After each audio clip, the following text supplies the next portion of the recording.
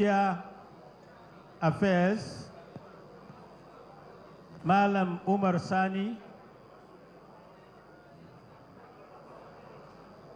Of course, you can't miss Alaji Kashim Imam, and someone who is very well connected to the event leading to this conference, the former chairman of the ADC, Rav Nwosu, a chief and a high chief in his own right. Another eminent Nigerians, like I said, this is by no means a protocol recognition. When the program gets started, we will accord everyone as much as we can, recognition.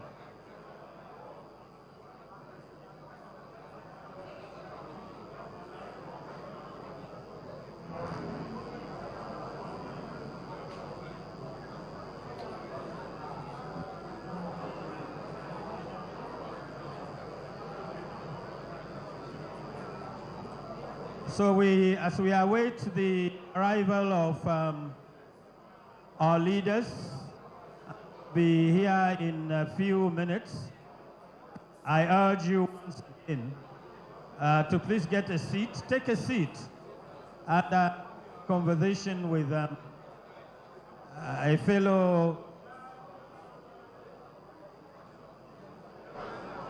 Nigerian, a member of your political party, a member of not certainly opposing political party, but a member of the opposition coalition.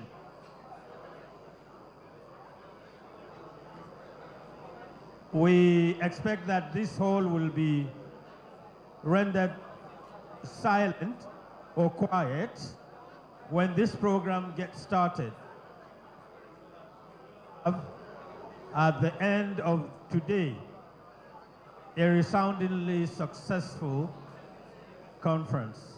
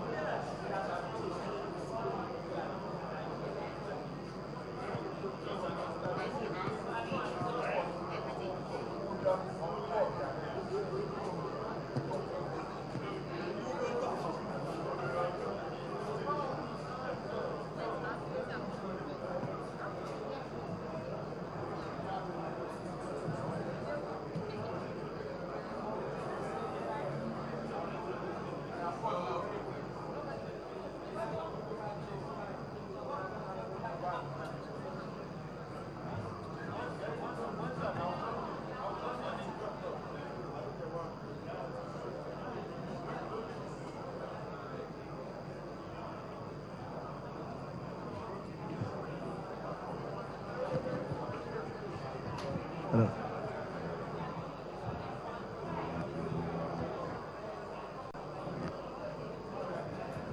Hello, hello.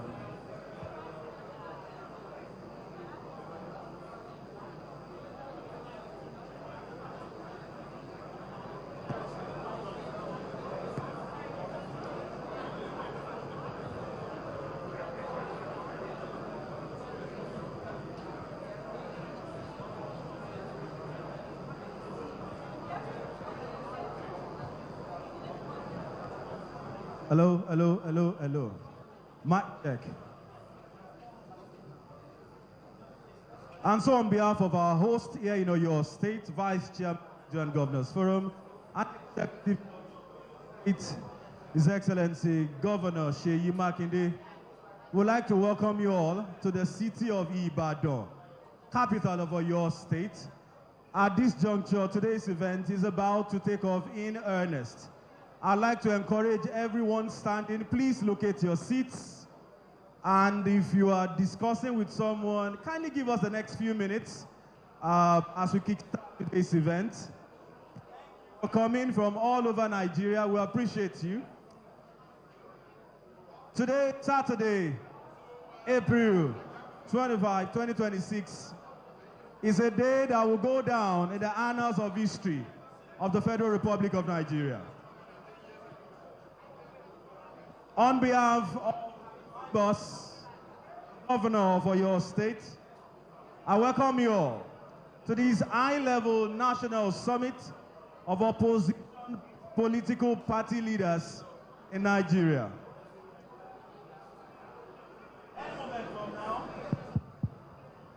Any moment from now, we're expecting some of our VIPs. Some are seated here already. And of course, as time goes on, recognize them one after the other.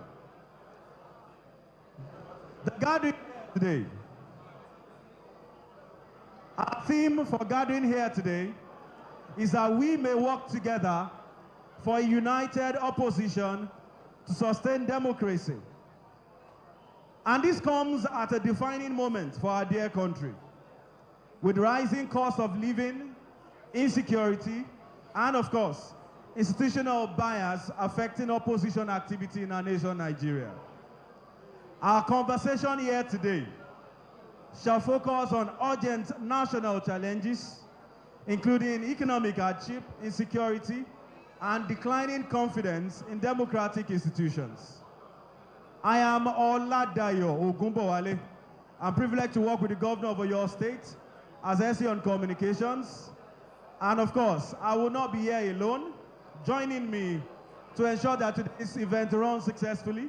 So former DGM of the Federal Radio Corporation, Dr. Ladan Saliu, and of course, the public secretary of all the opposition parties who are here.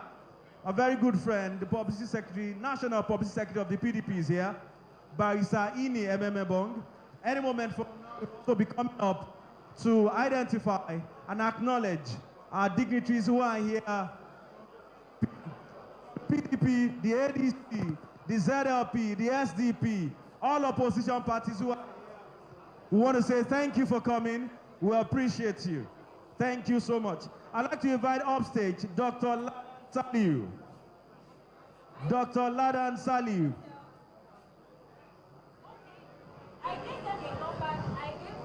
Thank you so very much, my brother, for that wonderful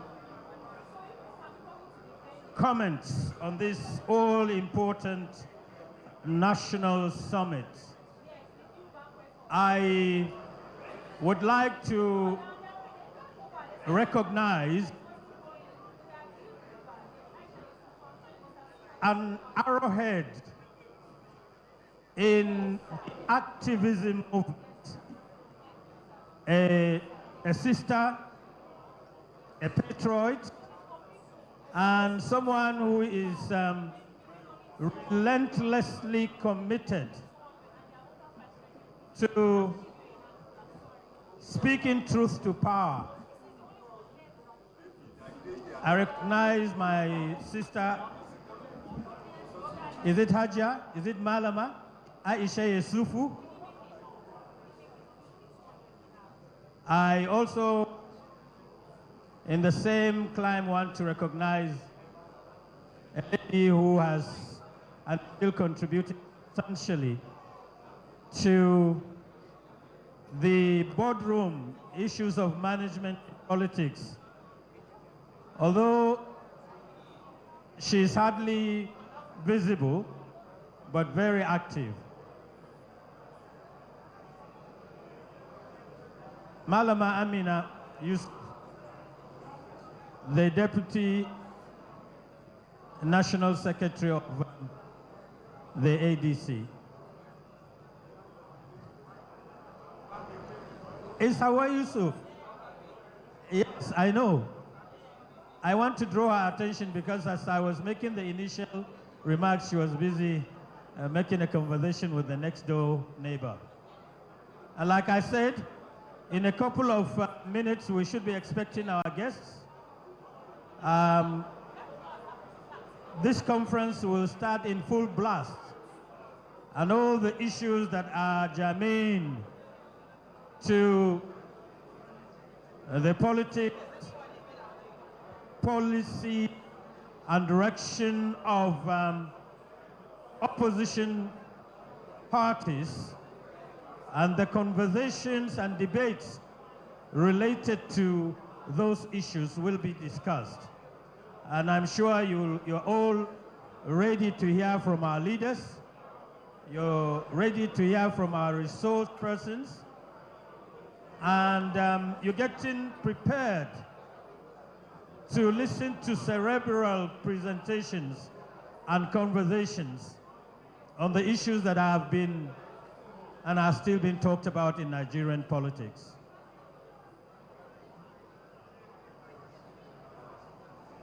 And so call your friends, call your neighbors, call your associates wherever they may be on planet Nigeria, and tell them this conference, this national summit is live on our major network television stations.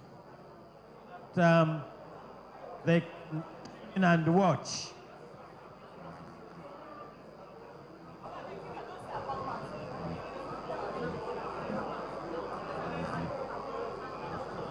At this stage, I'd like to call on a third member of the team, a reluctant member of the team. He has been, we've been pushing him to come up and participate. He is trying to hide behind his eloquence to say a few words. The National Secretary of the People's Democratic Party. Barrister. Your Excellencies, distinguished ladies and gentlemen, we are here for very important matters. In less than no time, we will get started. Just a few housekeeping issues. First is that within the precincts of this building, there is sufficient security, sufficient human security. I can also assure you that there is sufficient spiritual security. But despite the use of both, you still need to take care of your own security. And therefore, I'll introduce that this hall, the restrooms are to the exit, are to the rear. When you get there, you make a left from where I am. So immediately you're facing the door behind. The restrooms will be to your left. There are exit doors all over, but for the purpose of this event, there are 2 exit doors there. In the unlikely event of any emergency, please leave your bags, leave things, and just head to the 2 exits there. But that will not be very needed.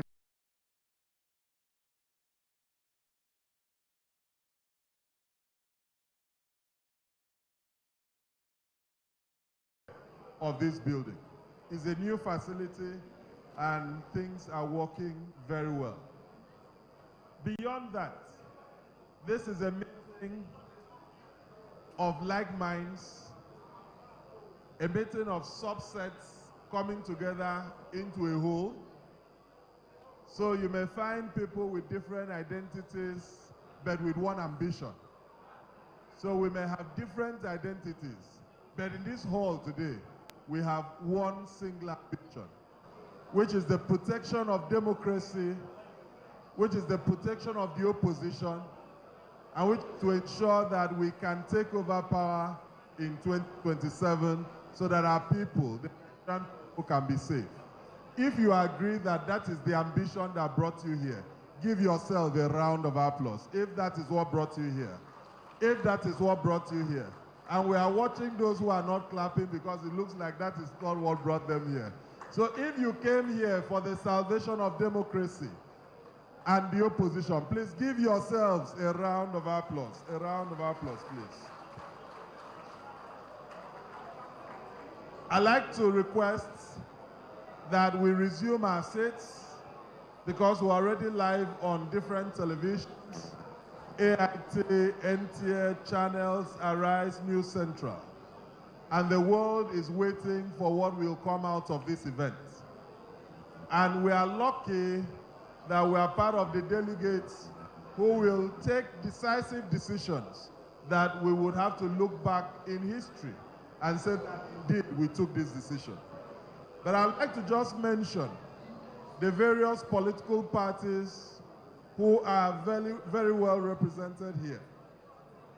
And let you know that immediately we have our guest and hosts coming in, that we will start events in earnest. First is the fact that we have as our host a gentleman we know, the forward-looking governor of Oyo State, His Excellency Engineer Makinde. We also have, as the special guest of honor at this occasion, His Excellency, the former President of Nigeria, former military head of state, the first president in this Fourth Republic, His Excellency Chief Olusegun Obasanjo, GCFR. He will serve as a special guest of honor at this event. We have the co-chairmen of this event, who are His Excellency Senator David Bonaventure Mark, GCON, and Kabiru Tanimu Turaki, Senior Advocate of Nigeria. We have participating political parties here, whom all of them will have the opportunity to speak to us and to declare their intention. We have from the PRP, the NNPP, the NDC, Labour Party, APP, Accord, APM, AA, DLA, YP, ADP, and Z Labour Party. So all of these parties whose flags are represented here will, in the course of this event, have an opportunity to speak to us. But who are the speakers that we are expecting to hear from today? It is a very packed event with A-list speakers here. Professor Chidi Odinkalu will be speaking with us. The very cerebral, irrepressible Professor Patutomi, who is already in the building, will be speaking to us. Barrister Mike Igini, former resident electoral commissioner with INEC, will be speaking to us. Dr. Kabir will be speaking to us. And Dr. Uthman Bugaj will be speaking to us. When you go through that, you will see that it's a mix of theory and practice. When someone like Professor Patutomi speaks, he speaks from the depth of theory framework, but also mixed with practical experience. And therefore, today we're talking theory, we're also going to be sharing experience. So it is going to be knowledge sharing experience that will give us the opportunity to determine that we rise together as one to confront the adversaries that we have. We also must acknowledge and recognize the two gentlemen who have put in their time to lead the committees that led to the planning of this event. First, Dr. Kashim Ibrahim Imam, who with Professor Jerry Ghana were co-chairmen of the planning of this event. And so if your hands are not too busy, you're happy that please give them a round of applause. Dr. Kashim Imam, please take the applause on behalf of your brother, Professor Jerry Ghana. And both of them are tall. So I think the qualification chairmanship was height. And that is why some people were not considered. Thank you very, very much. As we proceed, we will introduce the large delegations of all the parties that have made it here. But I must also introduce Dr. Ajuji, who headed the Secretariat Committee and who is still busy trying to make sure that things happen well. Dr. Ajuji, we thank you. Senator Ireti Kingibe was earlier introduced, but because we are very sensitive, March just passed and the month of women. So we must keep introducing women. Aisha Yosefu is here with us. We are looking for as many women that we can to introduce. March just passed, and lessons from March must not go with March. It must stay with us because our women are important. Honorable Ebikake from the House of Representatives is here. We recognize you. We recognize all the women. We'll take time to recognize women. Indeed, without women, they make 49% of our population, and they are a stable political base that any political party can have. Please give a round of applause for all the women who are here. A round of applause. If you were born by a woman, clap for a woman. If you are loved by a woman, clap for a woman. If you have a woman, big, small, old, clap for a woman. Ibrahim, you are not clapping. Ibrahim, were you born by a man? Please, let's clap for our women. Let's clap for them. Thank you very, very much. I'll just do a quick rundown of the topics as we whet your appetite and prepare that immediately after now, Dr. Ledan will take the microphone again, continue with introductions, because introduction is critical in politics. People want their identities known and mentioned. And when you recall that human beings are subjects and objects of identity, you know that introductions are very, very important. The first plenary session, which will be moderated by Professor Jerry Ghana, CON, will be on the topic, Challenges of Sustainable Democracy and Good Governance in Nigeria. Challenges of Sustainable Democracy, Good Governance in Nigeria. That session will be handled eminently by Professor Chidio Dinkalu and Dr. Usman Bugaji. The second keynote address, which concerns all of us, will be on the topic, Ensuring Free, Fair, Credible Elections in Nigeria. I'm sure that is a session everyone will want to listen to. Will be handled by no less a person than a gentleman who spent 10 years of his time with the Independent National Electoral Commission. He served as rec in many states, and when he speaks with knowledge and authority combined with experience. Barrister Mike Igini will be the person who will be doing the speaking on the topic, Ensuring Free, Fair, and Credible Elections in Nigeria. The second plenary session, which will be chaired and moderated by Dr. Kashim Ibrahim Imam, will be on the topic, the tragedy of widespread insecurity in Nigeria towards the restoration of peace and security. The challenge, the tragedy of widespread insecurity in Nigeria towards the restoration of peace and security, which will be taken by Dr. Kabir Adamu, CEO of Beacon Security and Intelligence. The fourth keynote will be taken by Professor Pat Utomi, who is already in the building. He'll be speaking on building a productive, dynamic, and efficient national economy for Nigeria. Which way forward? And you can agree with me that there are very few people capable of addressing this practically. And Professor Pat Utomi is eminently qualified in that regard. And I'm sure that we will get sufficient fruits from what he will prepare for us. He's the founder of the Center for Value in Leadership. We really need value in leadership, and we know that Prof will do an excellent work.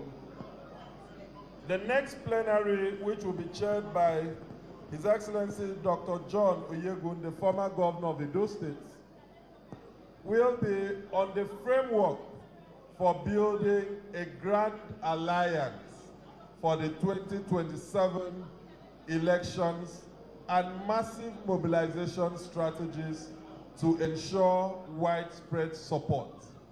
And this is very important because we need to build a broad-based alliance for the 2027 elections. I'm talking about alliance. I see the former Honorable Minister for Information and co-chairman of the planning committee of this function, Professor Jerry Ghana. A round of applause, a round of applause, a round of applause, a round of applause. Professor Jerry Ghana, you are most welcome. And at the end, this summit will have resolutions. We'll have resolutions and a communique that will be our take-home. So I just did that to show you the things that are most likely going to happen here, to prepare your mind to engage. You're not just coming to listen, you're also coming to contribute to the discourse that will happen here. Distinguished ladies and gentlemen, in the next few minutes after Dr. Ladan's introduction of more dignitaries that have made their way here, we will commence in earnest because we need to spend but not waste time. So in this hall, we have a mixture of business people, politicians, academics, activists, people who have run for elections successfully, others who have run unsuccessfully but have learned the lessons. And we must put all of those experiences together if 2027 must be a reality for us. And I'm sure that is why people like Aisha Yesufu has agreed to be here, to ensure that the lessons of the past can count for something in the future. Distinguished ladies and gentlemen, I return to the microphone my brother and friend, Dr. Ladan. Thank you so very much for this elaborate description of today's event. You've led us into the nitty-gritties of our event. As my colleague and brother was making his presentation, two eminent Nigerians walked in. One of them, a former Minister of the Federal Republic, a former chairman of the National Orientation Agency, in fact, the first chairman of the agency, Professor Jerry Ghana, walked in. Please put your hands together for our amiable professor. I will wait if you will clap for him for a second time.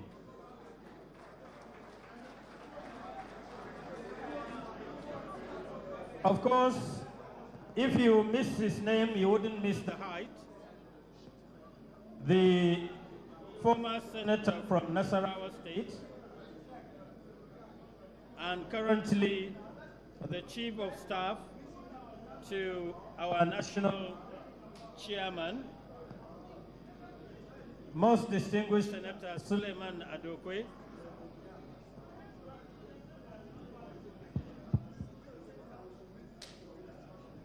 May I also recognize members of the House of Representatives from Oyo State that are currently seated with us.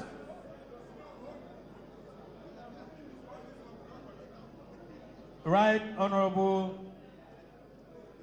Zikrullah Adedeji Olajide, Honorable Anthony Adepoju, Honorable John Oyekunle, and Honorable Abbas Adigun. May I also introduce a very close associate, a friend, a leader, and someone whose handiwork in the politics and governance of Bauchi State are written in gold. A member of the National Working Committee of the PDP and a former chairman of the PDP in Bauchi State, Malam Alhaji Dr. Hamza Koshe Akuyam, my friend, my brother. I'll wait if you will clap for Hamza Koshe Akuyam.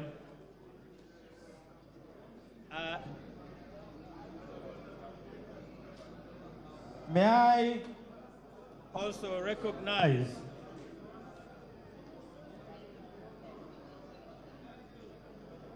a lady of quality, or ladies of quality. They are members of the board of directors of the PDP, Chief Mrs. Inipeko Oshodi, Hajia Farida Umar, Hajia Farida Umar Hamid, who is the Deputy National Publicity Secretary. Am I right?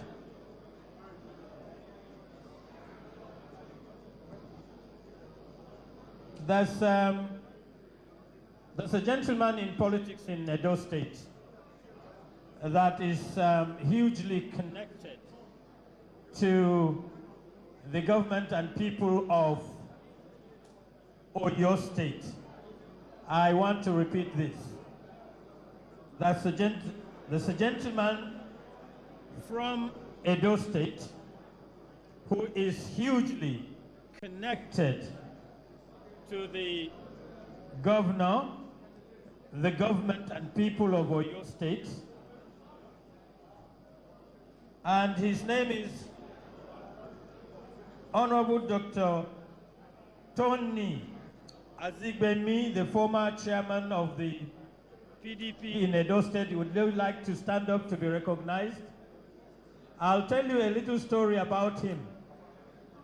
I was privileged, together with Alhaji Hamza Koshe Akuyam and Governor Makinde and the former governor of Zamfara State and the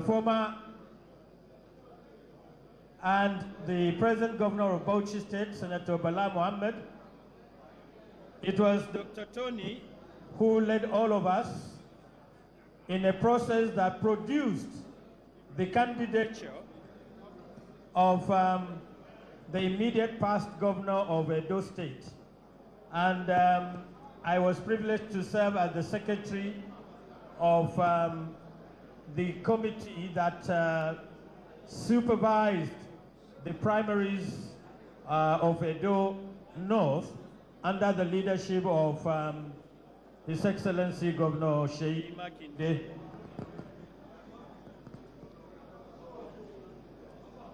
May I quickly recognize Chief Sunday Ogunlade, Dr. Sunday Sholari, and the Assistant National Organizing Secretary of the ADC Northeast, Honorable Adamu Tubo. Special recognitions to Barrister Silas Onu, former chairman of the People's Democratic Party, PDP, Ebonyi State, and chairman of the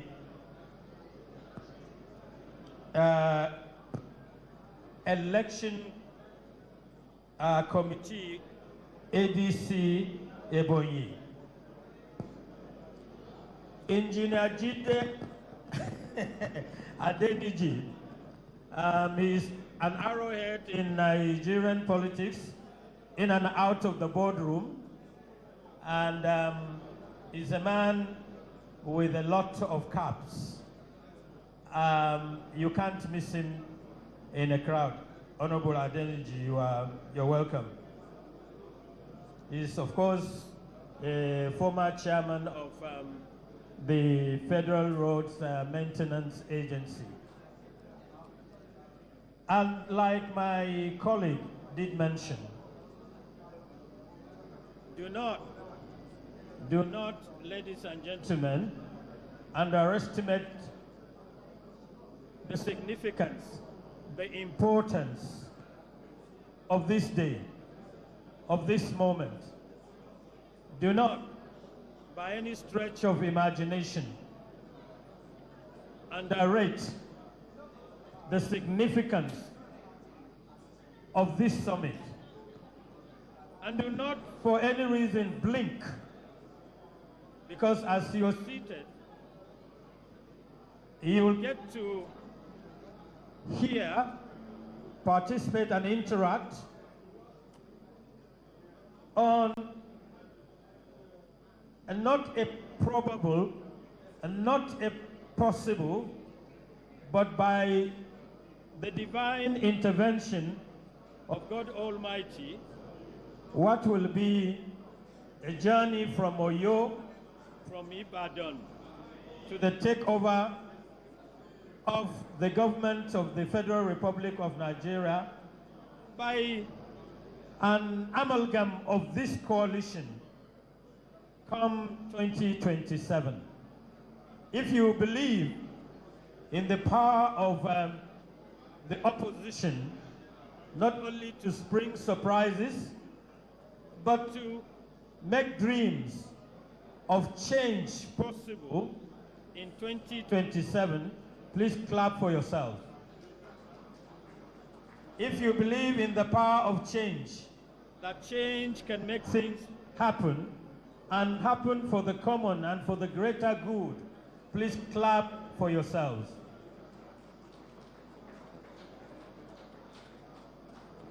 I can give you a sneak preview of the dignitaries that will be walking into this hall, because I was privileged to have our vehicle, making a detour into the waiting arena of this conference, which is the residence of His Excellency, the Executive Governor of Oyo State, His Excellency Governor Oluseyi Makinde. And in his house, it was almost impossible to contain all the dignitaries. And I can tell you that I have seen men of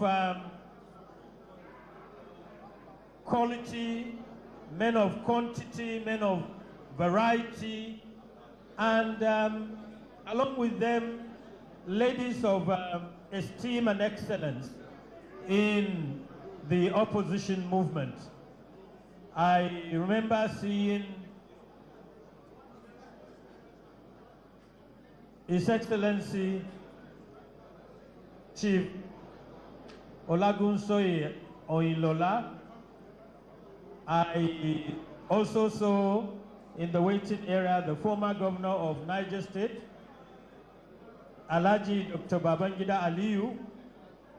I also saw His Excellency, the former governor of Kano State, the apostle and the proponent of the Konkwasiya movement, Alhaji Dr. Rabiu Musa Kwankwaso.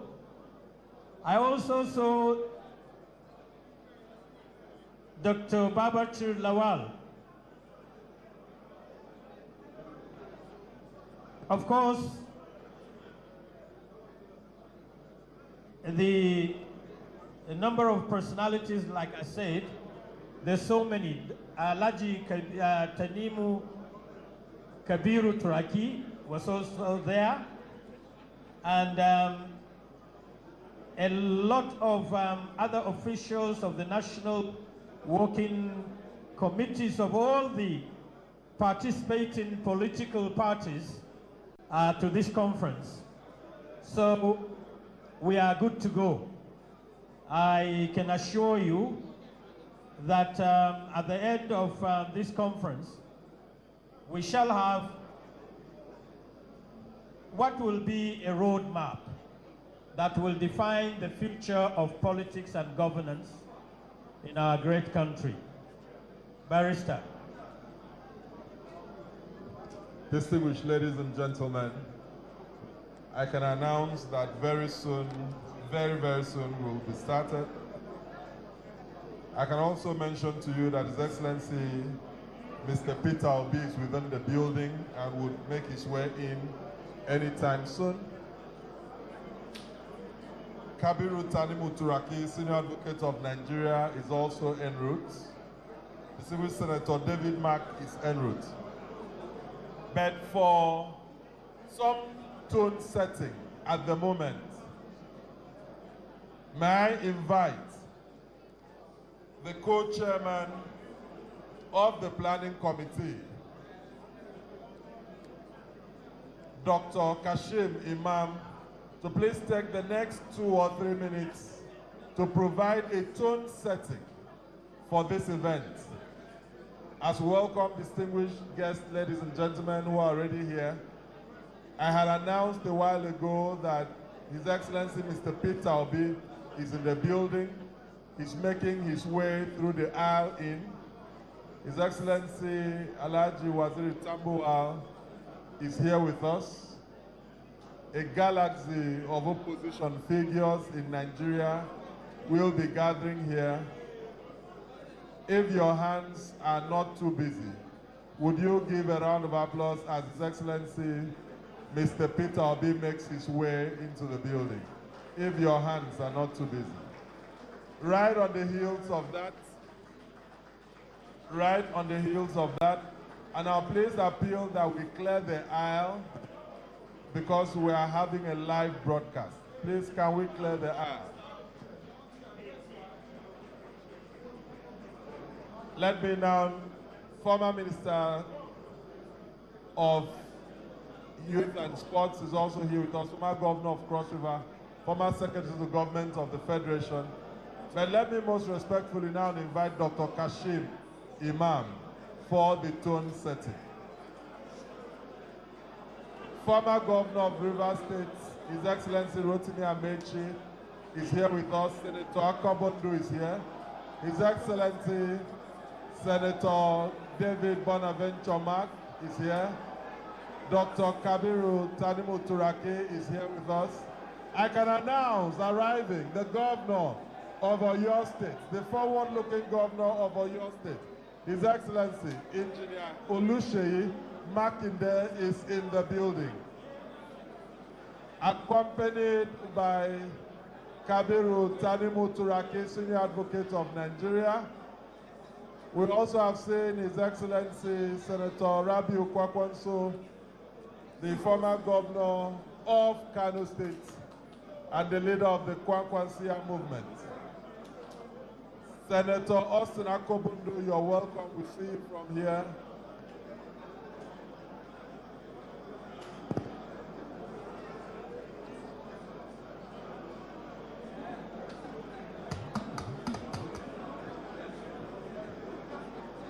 Shall we please resume our seats so that we can start in earnest?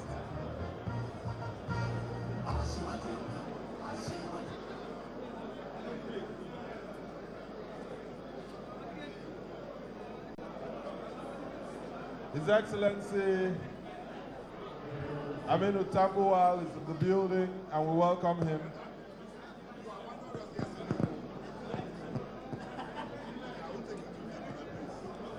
The National Publicity Secretary of the ADC, Bolaji Abdullahi, is here with us.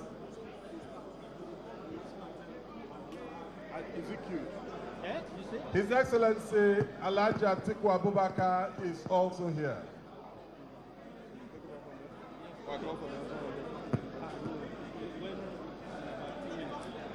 Ladies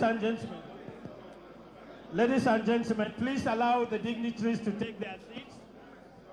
It is important we allow the dignitaries to take their seats, please. While you take yours, we allow the press to clear the aisle. May we all rise for the national anthem.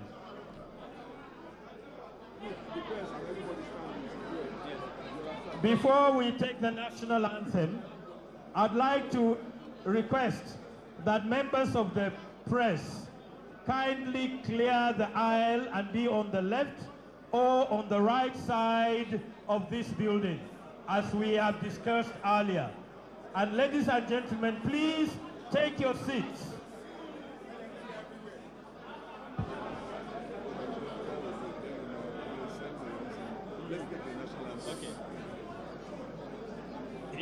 Your Excellencies, distinguished ladies and gentlemen, may we please rise for the national anthem.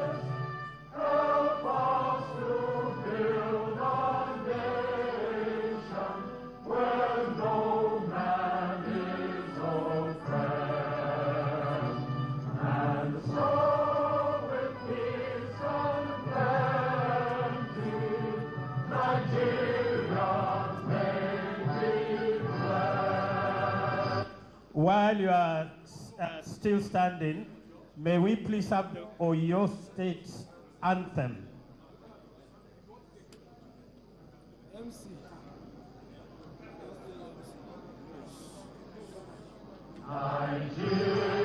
No. Oyo State anthem. May we have a fine voice to come and render the Oyo State anthem for us? Okay, we are on.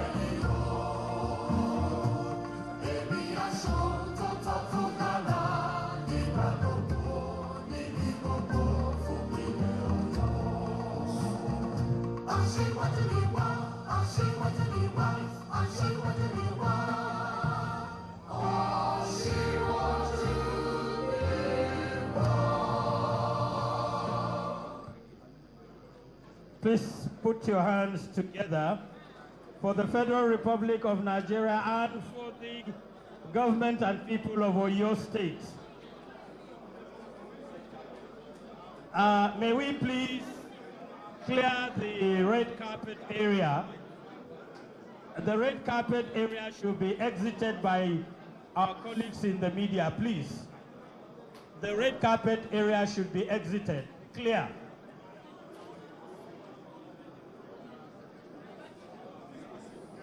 Your Excellency, our chief host, Governor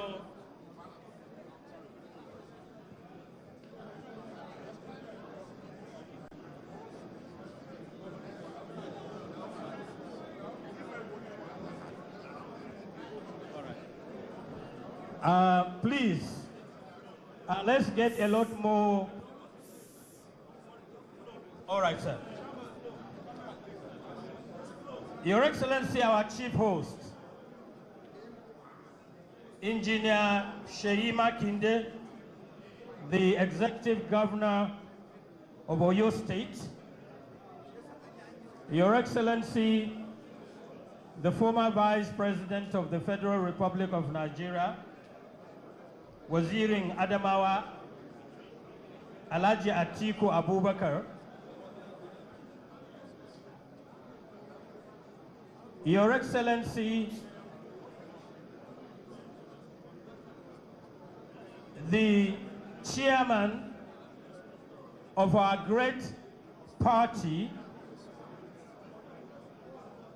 the African Democratic Congress, Senator David Mark, the chairman of the People's Democratic Party,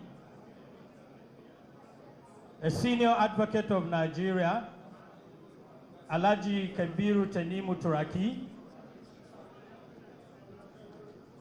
the chairman of all the collaborating and participating political parties,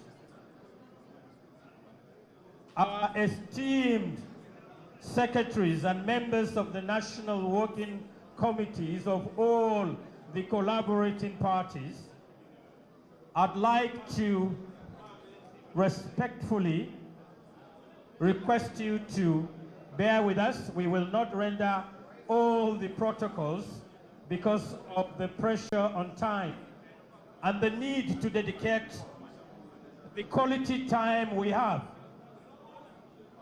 to discussing the challenges that are germane to the political development and growth of our country.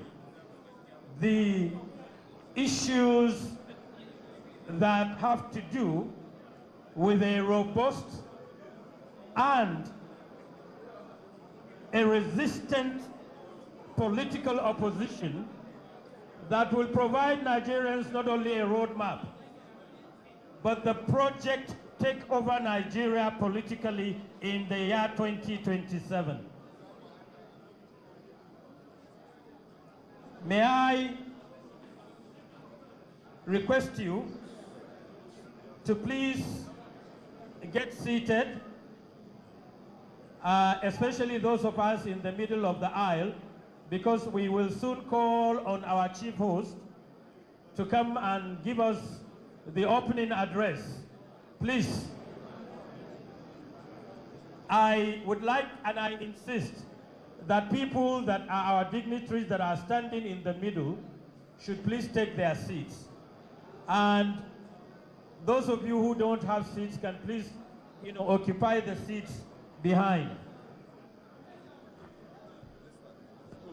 Your Excellencies, distinguished ladies and gentlemen,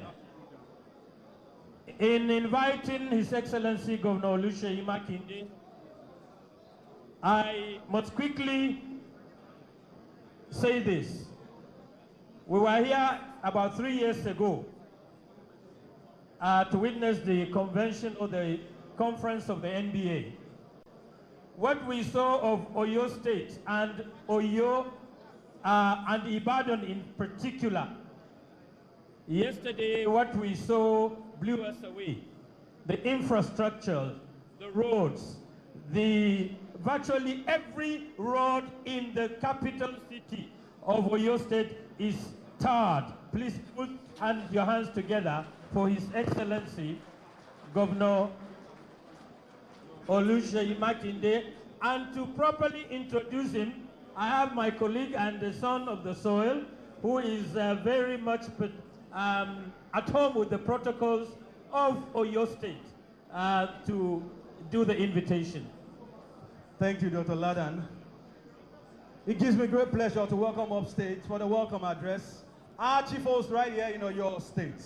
Is the Vice Chairman, Nigerian Governors Forum, and Executive Governor for your state. Please, with a round of applause, make welcome His Excellency, Governor Seyi Makinde, FNSC, DSC, GSSRS. Seyi Ẹ̀dà! Mi ò gbọ́ Ìbàdàn náà pé bí Seyi Ẹ̀dà! Thank you. A round of applause for him one more time before he takes his speech.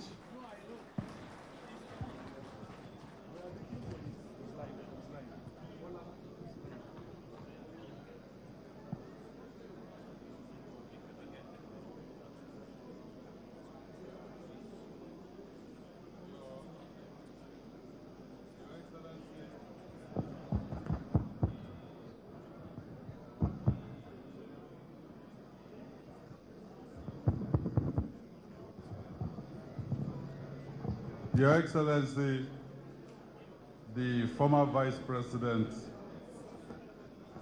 of the Federal Republic of Nigeria, Atiku Abubakar, GCON. Your Excellency, former Senate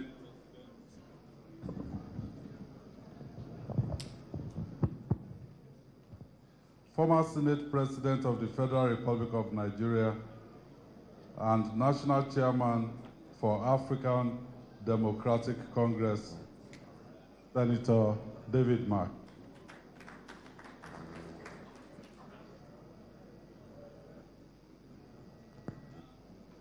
Let me also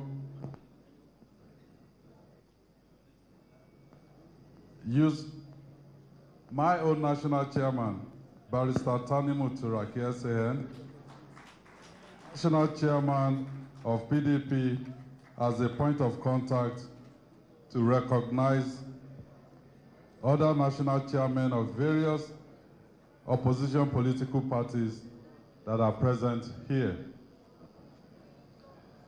Your Excellencies, former executive governors that are here present, the other distinguished leaders,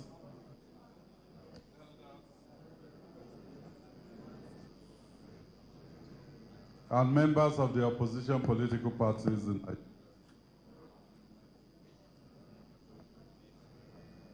Nigeria.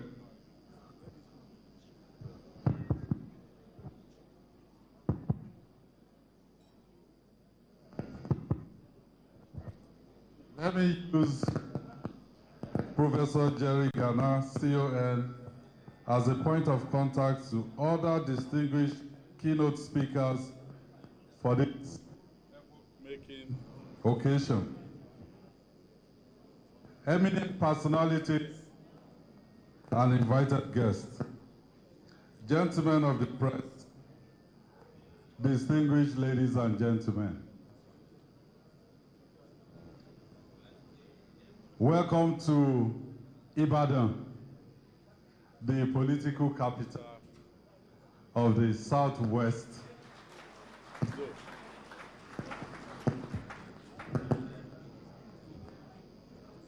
Across Nigeria today, we're witnessing a level of political concentration that should concern all of us. A significant majority of state governments are aligned under one party. There are open efforts to consolidate legislative control under one party.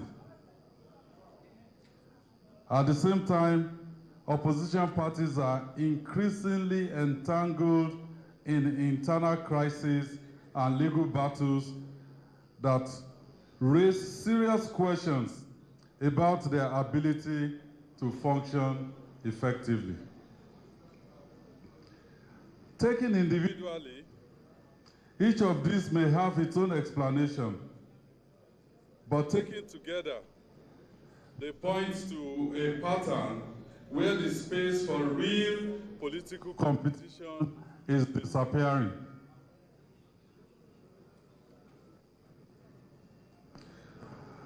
This is not something that we should treat lightly.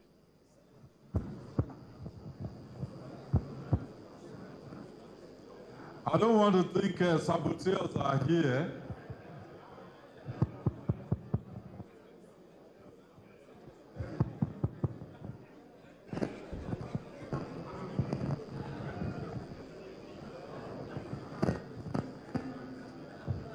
Well, this is not something that we should treat lightly, because democracy is not destroyed overnight. It is weakened step by step until people begin to feel it no longer works for them. Whether one agrees with this concern or not, it is no longer something we can dismiss. Because when opposition becomes ineffective, democracy itself begins to lose meaning. We must be clear about what this means. Well, let me apologize up front. This banquet hall is supposed to be work in progress, but I wanted us to use this place today. So I asked them, whatever it will take, we must be inside this government banquet hall. So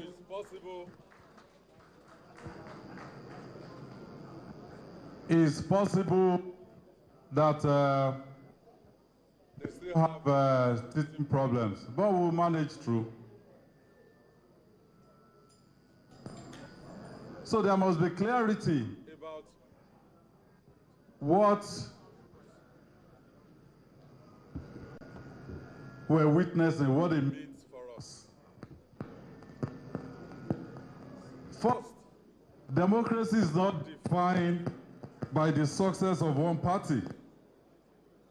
It is defined by the existence of real alternatives, by the ability of citizens to choose, and by the confidence that those choices matter. Once that disappears, what we have may still be called democracy, but it will no longer function as one. Now, this discussion is happening here in Ibadan. It's not by accident. Ibadan has always served as the political capital of the Southwest, and indeed, Nigeria. And let me sound a note of warning for those that are carrying on as if there will not be tomorrow. They should remember that Operation Wet here started from here. This is the same wild, wild west. Back in 1950, this city hosted a conversation that helped shape Nigeria's constitutional future. Those discussions were not perfect, but they were necessary. They were driven by a recognition that the structure of a nation must be deliberately built, protected, and when necessary, debated. In many ways, this gathering we're having here today carries the same responsibility.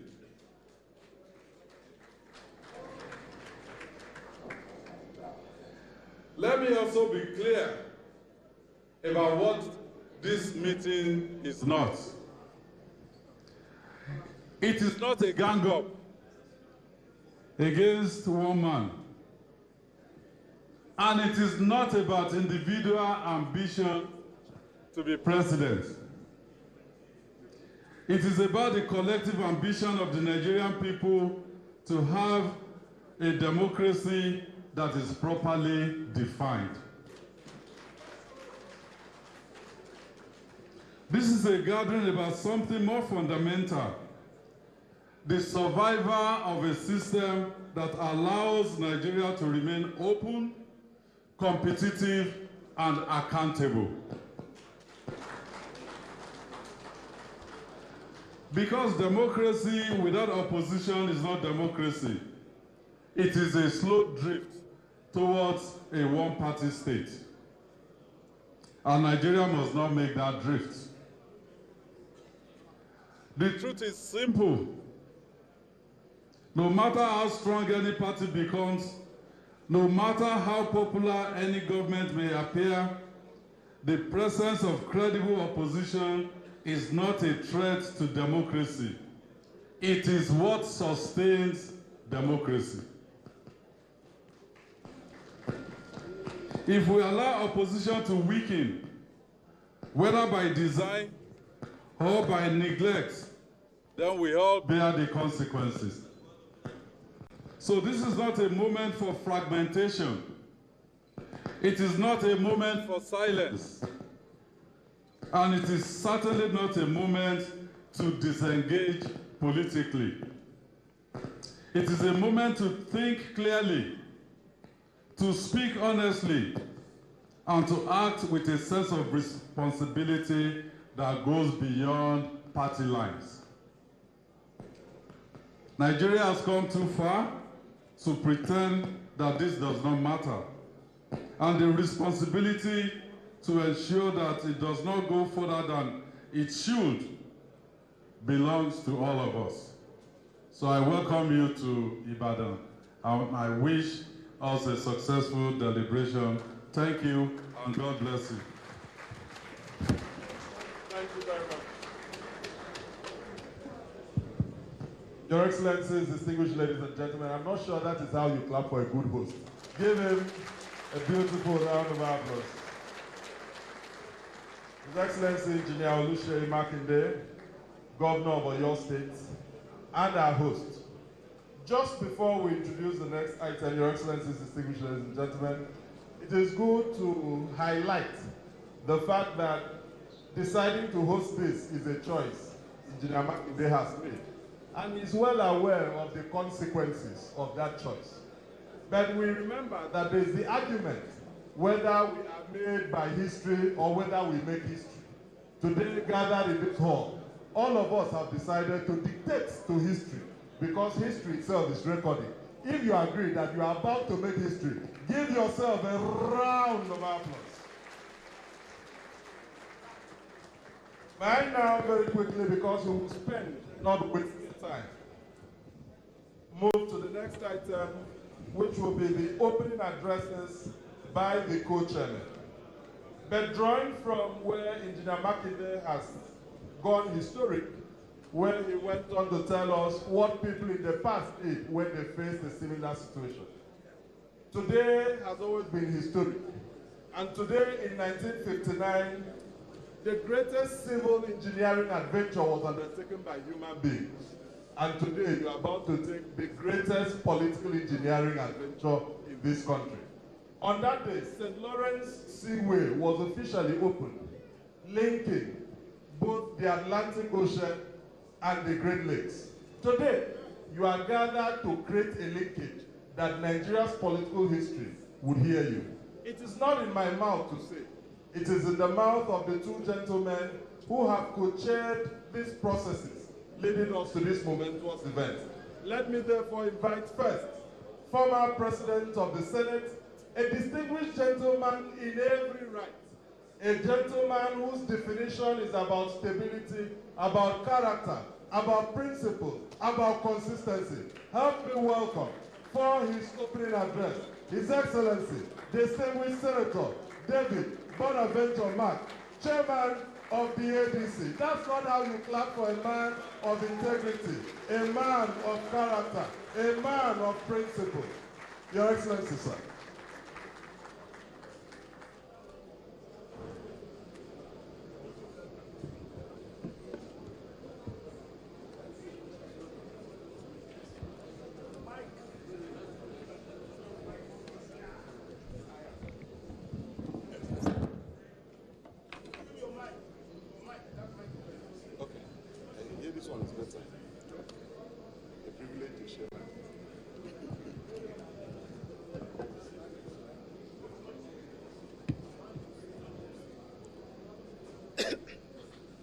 Your Excellencies, Your Excellency, the former Vice President of the Federal Republic of Nigeria, Atiku GCON, Your Excellency, the Chairman of PDP, Your Excellencies, very distinguished ladies and gentlemen, our gathering here today is an urgent response to our nation's call to patriotic duty. My prayer is that history will remember us, that when the nation cried out to be rescued, all of us here answered. That when we heard the agonies of mothers,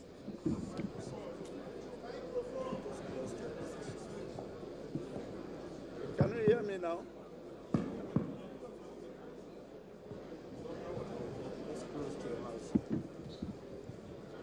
Can you hear me now? Thank you. Our gathering here today is an urgent response to our nation's call to patriotic duty.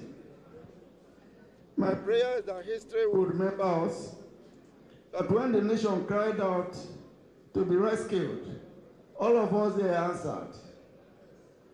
That when we heard the agonies of mothers that just buried their children killed by bandits, all of us here answered. That when we saw the silent agonies of fathers and husbands who watched their daughters and their wives raped by terrorists, all of us here answered. That when children went to bed hungry, all of us here answered. History will ask us, what role did you play? All of us here, and millions who share our views and support us, but for one reason or the other are not here physically, will answer positively also. The call to rescue Nigeria is not a mere opposition slogan. The evidence is there for all of us to see. Across the length and breadth of our country, insecurity has become a defining feature of our daily life. From the avoidable protracted insurgency and terrorism, to the relentless banditry and mass kidnappings, to the steady rise of violent crimes in our urban centers, Nigeria faces a historic challenge.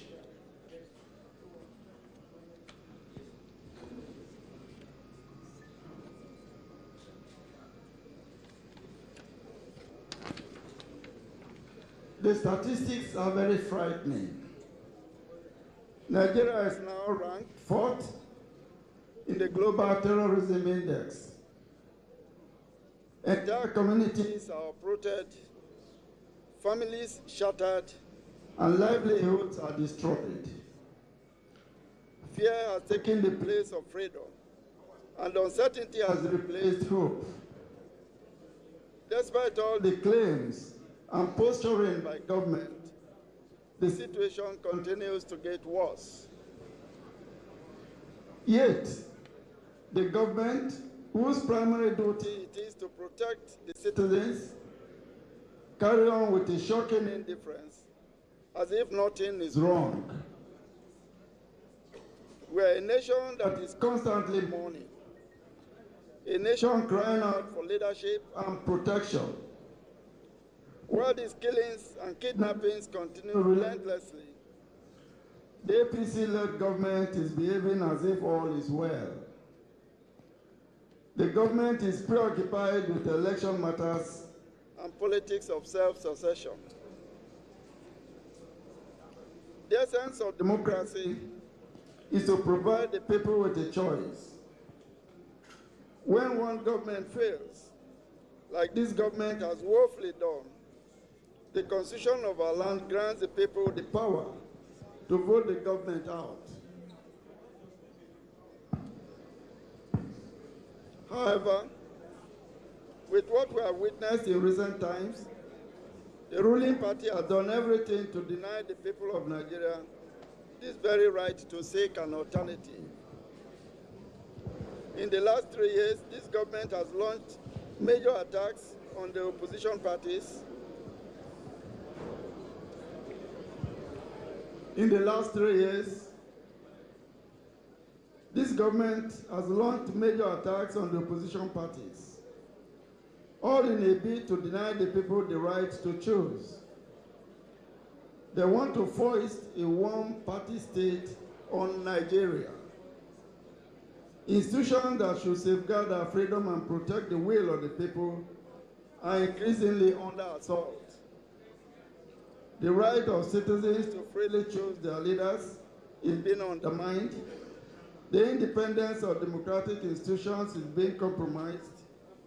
In fact, it is becoming increasingly difficult to describe what we have today as a fully functioning democracy in both form and substance. The task before us is nothing short of a national rescue mission. It is a mission born out of necessity, compelled by the suffering of our people, and driven by the urgency of the moment. I must emphasize, therefore, that this responsibility is far more important than partisan sentiment, personal interest, or personal ambition. What is at stake is greater than every single one of us. It involves sacrifice by every member in the opposition. I have no doubt in my mind that no single opposition political party, no matter how strong, can confront a system so entrenched and so determined to retain power at all costs. What we are faced with is a regime that has shown, in both words and in deeds, a willingness to weaken democratic structures and suppress opposition voices. Let's not make a mistake about this. The move towards a one-party state is real.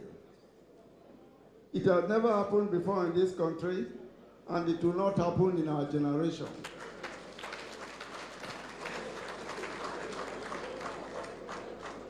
The government has argued that it's not their duty to help build the opposition. Yes, they are right. Nobody has asked them for that favor. They call what they are doing to opposition political parties strategy. I call it tyranny.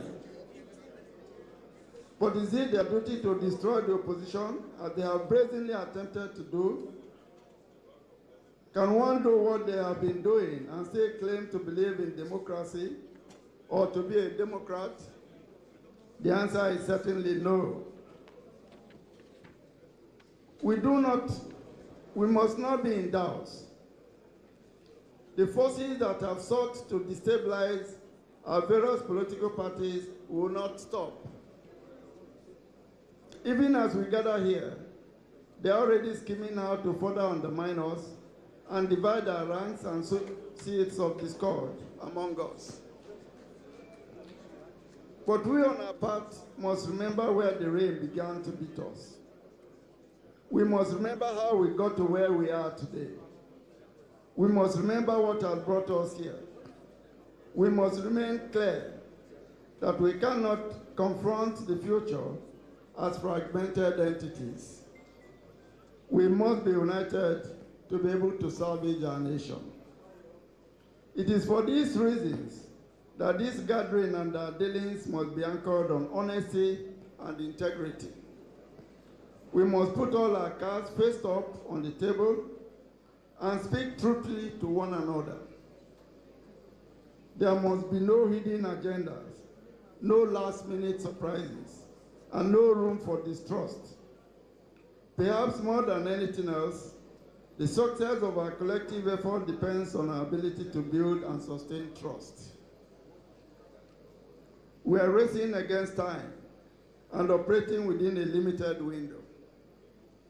The urgency of our situation does not permit repeated mistakes. We must be willing to rise above narrow sentiments and reject parochial attitude that has historically divided the oppositions in this country. This is the time to rewrite the story of coalition building in Nigeria. The record of the APC government is one of complete failure. What remains in its wake is an aggressive reliance on propaganda and a sustained assault on opposition voices. However, we will not engage in a contest of propaganda with them. We will not substitute truth for noise. Their reliance on propaganda only exposes a deeper problem, an inability to accept responsibility. Nigeria is watching, and Nigerians are watching.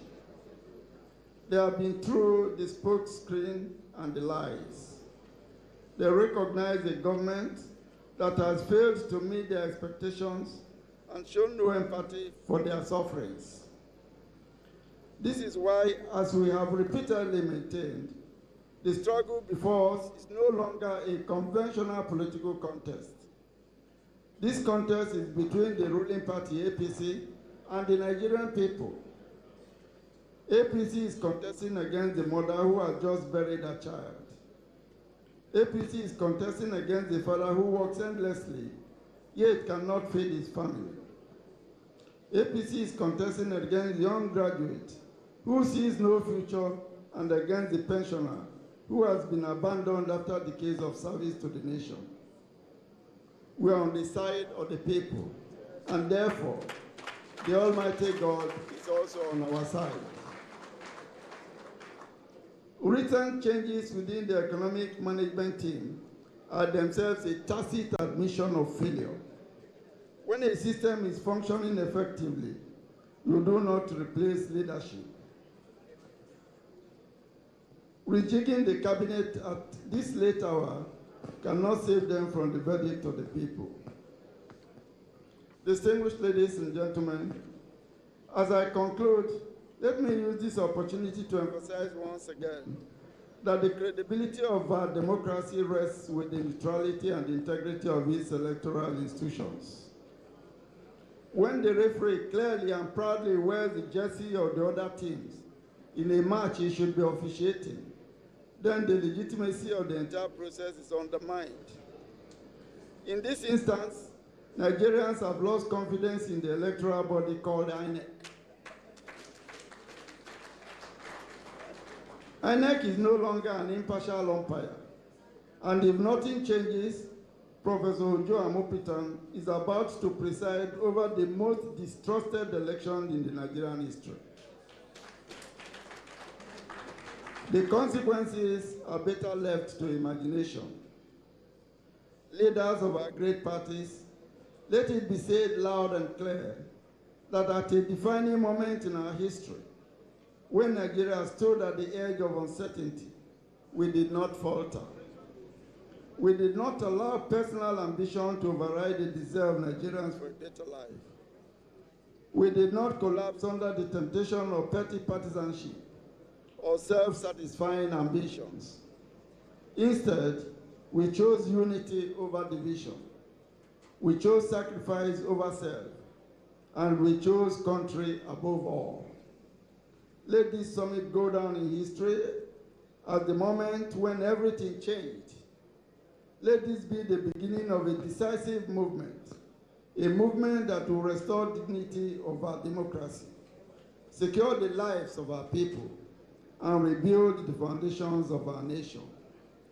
I am very confident that if we stand together with conviction, discipline, and sincerity, no force will be strong enough to stop the will of the Nigerian people. May history remember us for our courage. History remember us for our sacrifice, and remember us for our resolve to save our democracy and our country. May it record that when Nigeria called, we answered with unwavering commitment. And when our people needed us, we did not falter, and we did not fail them. Thank you, and may God bless the Federal Republic of Nigeria. A round of applause for His Excellency Distinguished Senator David Mark. I'm sure he deserves a better round of applause, please. In his speech, he reminded us of the disposition of Barack Obama when he said, in every generation there is a defining moment. And he has reminded us that this is our defining moment. If you agree, say, oh yeah. This is that defining moment. Again, people write history. Again, people make history. But we know that at some point, history makes people. Therefore, distinguished ladies and gentlemen, Abraham Lincoln it was who said that men are the masters of both Congress and courts, not to overthrow the Constitution, but to overthrow the people who pervert it. Let me therefore invite a gentleman whose life has been over 4 decades in the courts, a gentleman who has had the privilege of bearing the burden and the brunt of attack since November 15th. Incidentally, today is homecoming for him. In Ibadan, he emerged. Little did he know that he will be fighting, and you have to come back to Ibadan to fight those who are fighting him. Help welcome to the microphone, Kabiru Tanimu Turaki, Senior Advocate of Nigeria, National Chairman of the People's Democratic Party. A round of applause for him. Despite the fight, he has not lost weight. A special panel must be made to probe him.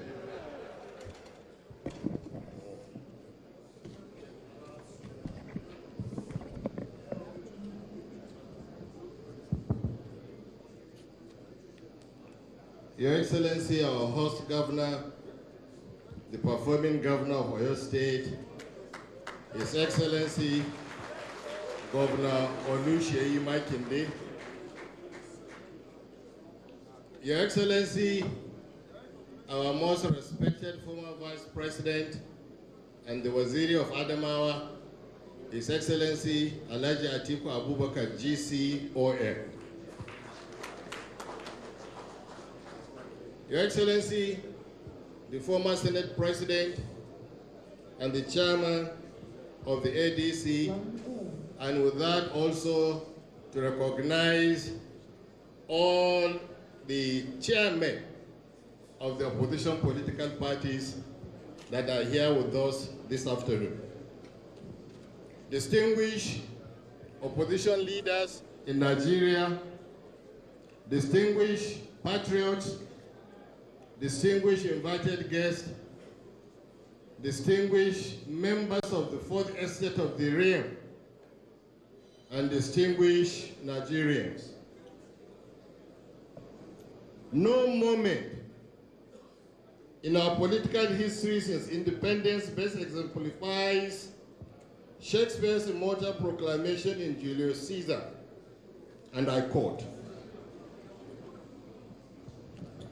"There is a tide in the affairs of men, which, taken at the flood, leads unto a fortune. Omitted, all the voyage of their life is bound in shadows and in miseries. On such a full sea are we now afloat, and we must take the current when it serves, or lose our ventures." Distinguished delegates, distinguished leaders, we are today at the cusp of history. The political stage is set. The dramatis personae are all ready, and time is passing and passing very, very quickly. But one thing is pending, which the world honestly awaits, and that is our action. That is our joint action. This is so important that even our inaction or refusal to act will be interpreted and recorded by us, by history, as an action. Never, distinguished ladies and gentlemen, in our democratic history have we faced the asphyxiation of the opposition as we are currently witnessing. And never have we danced so carelessly on the brink of becoming a one-party state in this country.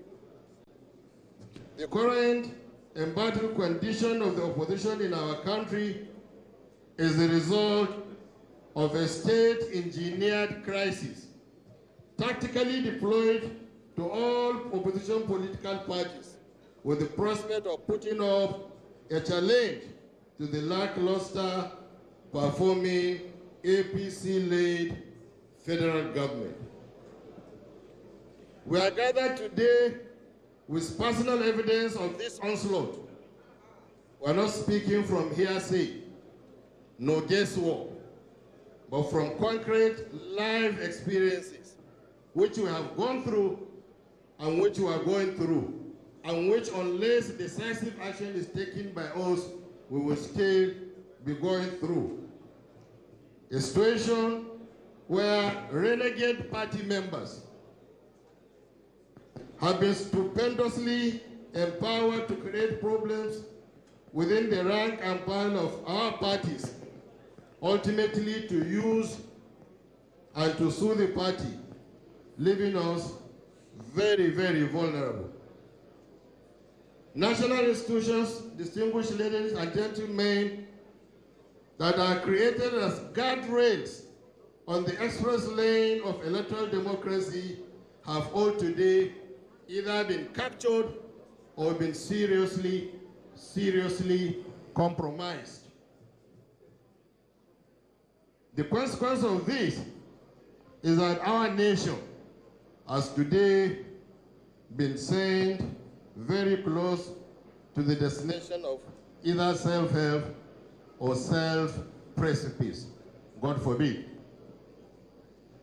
Today, the perception of these critical institutions is at their lowest ebb, a point of almost no recovery.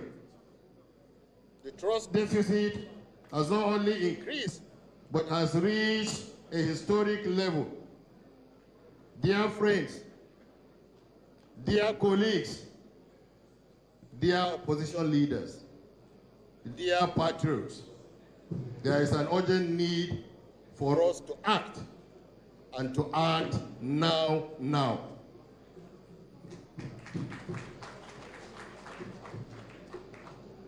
This moment calls for deliberate action in defense of democracy, action in defense of our citizenship, action in defense of principles and honor.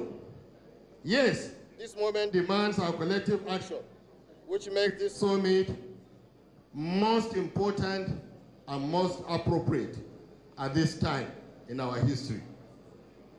We must deploy knowledge, we must deploy tact and strategy to undertake the onerous but doable task of dislodging the non-performing APC-led federal government in the interest of the survival of democracy and for the purpose of emancipating ourselves and our fellow countrymen and women. Your Excellencies, distinguished ladies and gentlemen, I'm sure that by now, all of us have reached a consensus that there is an urgent need to act, and to act expeditiously. So I will very quickly leave us with questions, the answers to which will point us in the right direction at the end of this summit. Number one, what if our parties are taken away from us and given to their cronies, as they have been boasting that they are going to do? Number two, what if the APC-led federal government continues to double down on the constriction of the political space against the opposition and the opposition political parties. Number 3, what if the persecution of opposition leaders continues unabated? Number 4, what if the non-performing ruling party and government, INEC, and other national institutions have concluded plans to make the country a one-party state? What if, and what if? The list of what ifs is endless, and you can add your what ifs. My top-of-the-mind solution is activation of a joint opposition framework. A framework which can be called either the Ibadan Accord or, if you like, the Ibadan Declaration.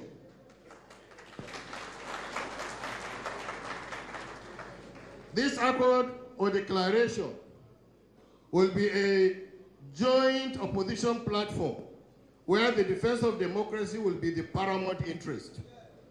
We must consider the parable of the single stick and the bunch of sticks. Breaking a single stick is the easiest thing that can be done. But when you get a bunch of sticks, then it becomes difficult, even for the strongest person to do. This, distinguished ladies and gentlemen, is the task that is now facing us. To succeed, it is inevitable that we must come together. But in coming together, we must be guided by sense of equity, by fairness, by justice, by transparency, and by fear of God. This point has been raised earlier on by His Excellency, the Chairman of ADC, Senator David Mark, and there's no underscoring the significance of this. We must be seen to be dealing with ourselves and each other fairly, honestly, and justly. If we are accusing the APC-led federal government of being unfair, of being unjust, of being inequitable, then we certainly cannot allow ourselves, when we deal with ourselves and each other, to also be accused of what we're accusing them of doing. We must not build castles in the air or work on unrealistic assumptions. We must use data as a guide to our analysis and listen to the voices of the people. For us in PDP, we have resolved that we will open our ears and listen to what Nigerians want. And what Nigerians want is what we'll give to them. I will therefore want to urge on all leaders of other political parties today that are seated here, for us to agree to say that the first thing that we need to do in succeeding to dislodge in the non-performing APC-led federal government is for us to go back to the people. Let us go back to the people that they have left. Let us talk to the people. Let us listen to the people. Let us hear the people. Let us understand what it is that our people want. And then let us strive to make sure that we give to our people what our people want. That is what will guarantee success of what we are doing. As I end my brief address, I urge us to agree to the party burden with the resolve to work together to rescue Nigeria from the claws of this confused and confusing ruling party. Today, we have found ourselves caught in a situation where we are progressively retrogressing. And let me repeat that again. We today have found ourselves where we are progressively retrogressing. In other words, we are like on a treadmill. We are running and running and running. At the end of the day, are we going anywhere? We are not going anywhere. I cannot end this address without commending our host governor, the governor of Oyo State, and a proud product of my party, the PDP. Your Excellency, we are very proud of you. We are proud of you for standing up to be counted on the right side of history at a time like this. You have shown beyond question that you are indeed a true patriot who places national interest far above ethnic and other mundane issues. We are sure that this investment you are making in the sustaining of democracy, in watering the seed of democracy, in ensuring that the democratic space is widened and strengthened, is something, by the special grace of God, that will bring humongous returns to you, whether in the short course or in due course. Let me also admit that indeed there are other leaders in the opposition that have also been working like His Excellency to ensure that the opposition remains alive and that the project of making opposition work together, of strengthening the opposition, is something that becomes a reality. I would want to recall the governor of Bauchi State, Governor Bala Mohammed, and the chairman of the PDP Board of Trustees, Senator Adelpo Swabara GCON, all of whom are unavoidably absent in this great event.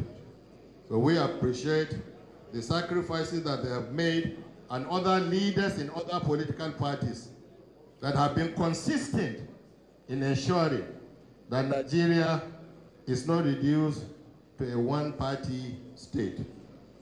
I must also commend all other political parties that have agreed to the convocation of this all-important summit, most of whom were contacted by agents and government and urged not to attend.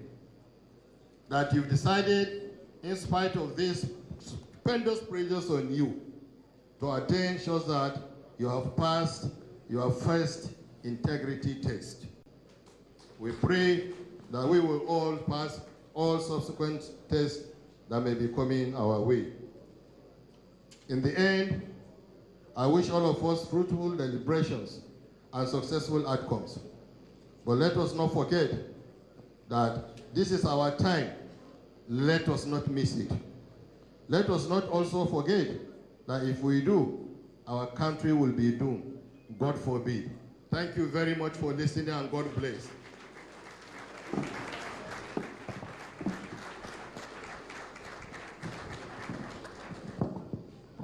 Please put your hands once more for the national chairman of the PDP,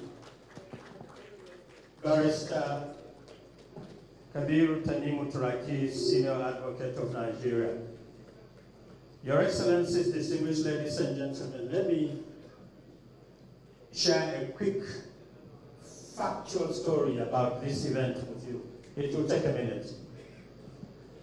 At the end of sorting out all the logistics of this conference last night, the protocol of His Excellency and other relevant officials, together with our chairman of the local organizing committee, secretariat, and other members, we were here through to 11 o'clock, and by 12 midnight, this setting was done.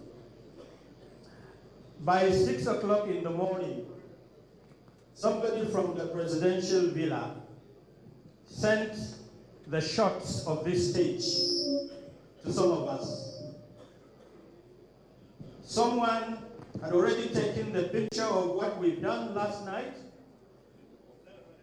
and by the morning hours, it was sent back to us from the presidential villa.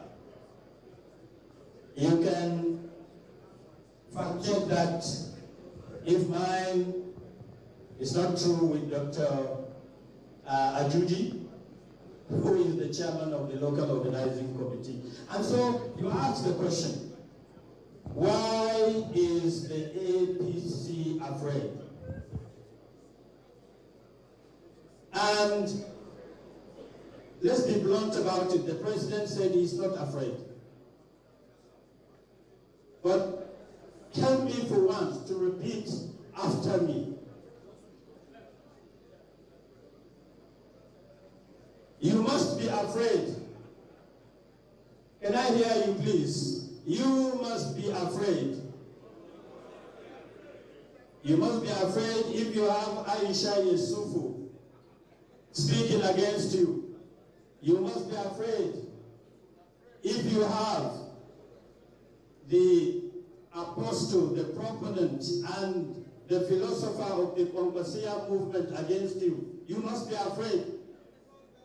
You must be afraid. You must be afraid if you have Rotimi Amechi telling you all the statistics about your fraudulent government. You must be afraid. You must be afraid if you have Aliyu, His Excellency, the former governor of Niger State, Babangida Aliyu, speaking against you. You must be afraid. You must be afraid if you have Peter Obi speaking about your government and its profligate attitude. You must be afraid. You must be afraid if you have Chief Ravuosu speaking about the way you mishandle government and governance. You must be afraid. You must be afraid. You must be afraid if you have Professor Jerry Gana talking about the crooked ways in which you handle politics and policies of leadership. You must be afraid. You must be afraid if you have Governor Makinde coming out to tell you point blank that you are on the wrong side of history. You must be afraid. You must be afraid if you have distinguished Senator David Mark, a former Senate President of the Federal Republic, telling you all your dubious ways on the issues of leadership and governance. You must be afraid. And you must be afraid if you have Atiku Abubakar in the house. You must be afraid. May I, at this point, respectfully invite a representative of all the political parties that are attending and in attendance to this national summit to come and deliver a goodwill message on behalf of his colleagues. And I'm told that there is a consensus to that effect for want of time. To deliver that goodwill message on behalf of his colleagues, may I invite Honorable Bala Yunusa Muhammad, the acting national chairman of the NNPP.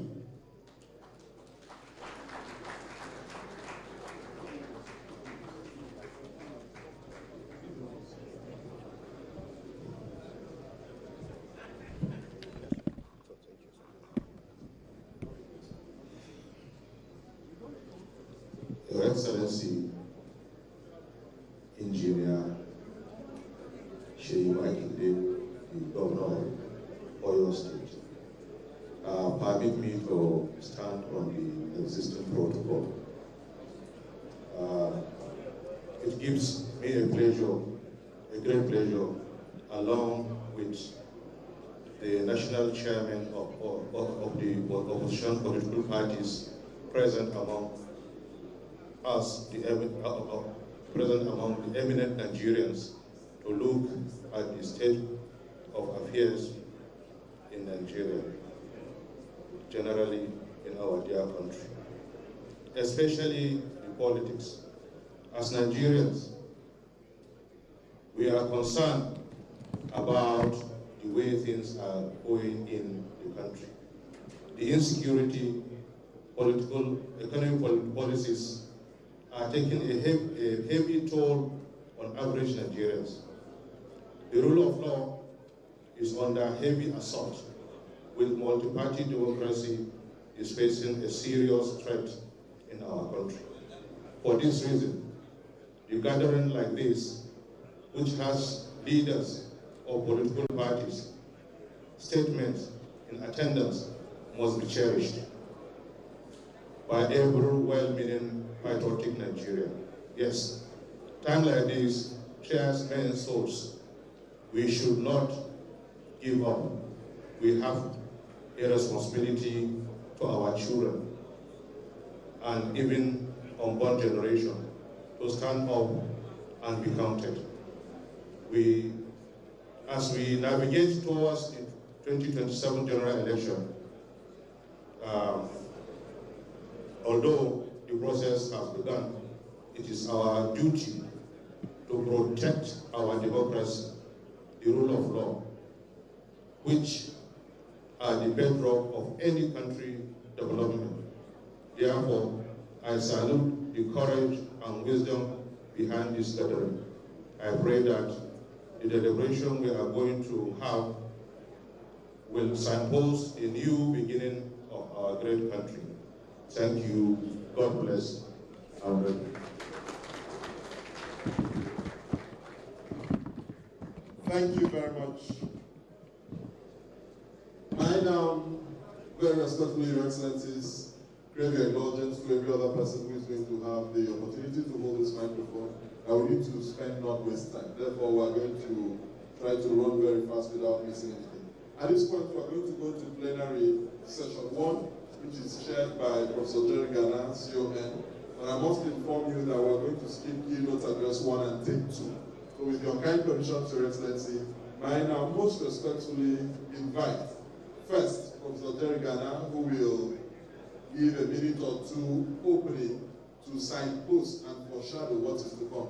But the gentleman whose duty would be to speak to us on ensuring free, fair, credible elections in Nigeria is none other than a gentleman who was first appointed in 2010 by President Goodwill as President Electoral Commissioner in INEC and reappointed on account of his neutrality and integrity by President Muhammadu Buhari. That gentleman is none other. He's a lawyer, a strong voice in advocacy, Barrister Mike Makinde. But for now, help welcome co-chairman of the planning of this event and the chairman of plenary session 1, Professor Jerry Ghana, CON.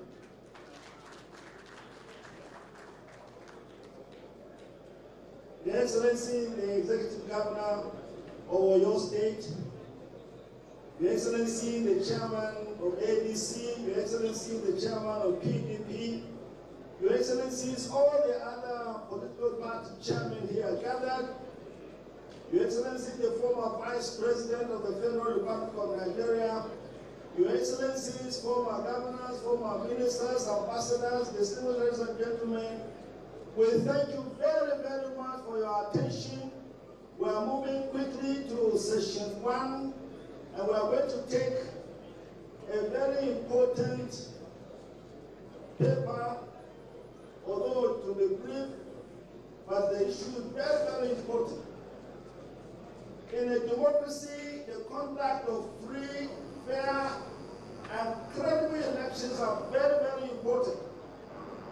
Democracy cannot be sustainable if elections are not free, fair, and credible. If elections are rigged, democracy will be ruined. If elections are manipulated, democracy will be diluted. Democracy is extremely dependent on the conduct of free, fair, and credible elections. And as you heard from our chairman, the chairman of ADC and PDP in their opening addresses, the current government is taking Nigeria in a very dangerous direction. And this is why we are delighted that you, very patriotic political leaders have convened this summit. Kindly join me, put your hands together for this leader. Can I hear you? Put your hands together for them. And now I want you to kindly join me as we call a very, very knowledgeable, very courageous former resident electoral commissioner of INEC to speak to us on the issue of free, fair, and credible elections in Nigeria. I want you to join me as I welcome Barrister Mike Makinde. Can I hear you? Put your hands together for Mike. Where is Barrister? Keep clapping for Barrister. Barrister, you're welcome. I can't hear you. I can't hear you. I can't hear you.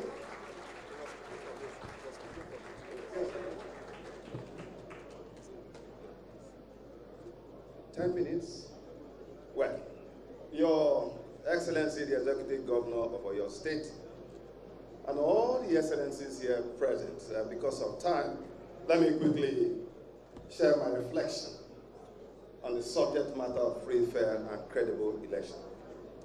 I stand before you as a Nigerian who, though I left the commission in 2022, I did not leave the idea of Nigeria on question of how democracy will survive in our country. And so the invitation for me to be here, but for the caliber of men and women that have served this country, at some point, and for 2 years, I switched off about this country, and I deliberately put my television station on Chinese station so that I don't want to hear anything about the country. Not because I hear the Chinese language, but because I've been fed up by the things that I have seen in this country. And so I stand here, not in partisanship, not as a candidate, but as a Nigerian who is interested in seeing that democracy survive in our country. For 10 years, we were in the commission. We established systems, developed tools, process and procedures to ensure that we deal with the historical challenges of election service delivery in our country. As at the time we left office, we had used this system to conduct 105 elections, including governorship elections, using the technology that we have developed on account of the fact that any nation that fails to embrace technology will be overtaken by the chaos of decay and decline. There could be no other time than now to speak about free, fair, and credible election, given that the lights of democracy are going out in Nigeria, democracy that we all fought for. I was detained in Enugu State. I was declared wanted by the government or the military, Oyegu and 24 others, all because of this democracy. And so democracy must work. What gives spice and piquancy to the practice of democracy is the presence of opposition. Any democracy without opposition has in it a virus that may lead to its death. And that is why it's important for all to understand why there must be opposition in our party's democracy. As we all know, every election is a test. I dare say that the 2027 election will be more than a test on account of what we are saying. It will be a verdict, but whether we have learned the lessons of the past and are ready to have free, fair, and credible election is up to us. We have the Electoral Act 226. We have the beavers. We have the IRED. We have the legislation of 2023. We have technology that are giving us tools. We have laws that are giving us rules. But as you all know, technology, rules are not themselves implemented. They require men and women of integrity to implement them. Because good laws, process and procedure that are not manned by men of integrity will take a country to nowhere. But inadequate laws manned by men and women of integrity will take a country somewhere. And that underscores the importance of election. Achieving credible, free, fair, and credible election is a multi-stakeholder responsibility. And as you all know, it's the responsibility of key stakeholders, and I identified 5 of them, out of which 3 are very key. You have the INEC, you have the judiciary, you have the security agencies, you have political parties, candidates, CSO, citizens. But indeed, the 3 key agencies that are very foremost are INEC, the judiciary, as well as security agencies.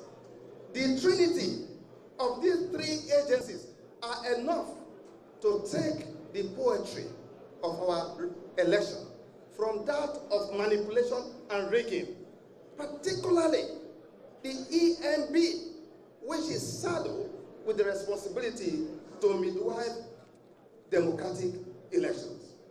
May I say this here? The conduct of election is all-involving activity that nations embark on in peacetime, because the outcome of election has implications for national security. It has implications for stability and sustainability of democracy.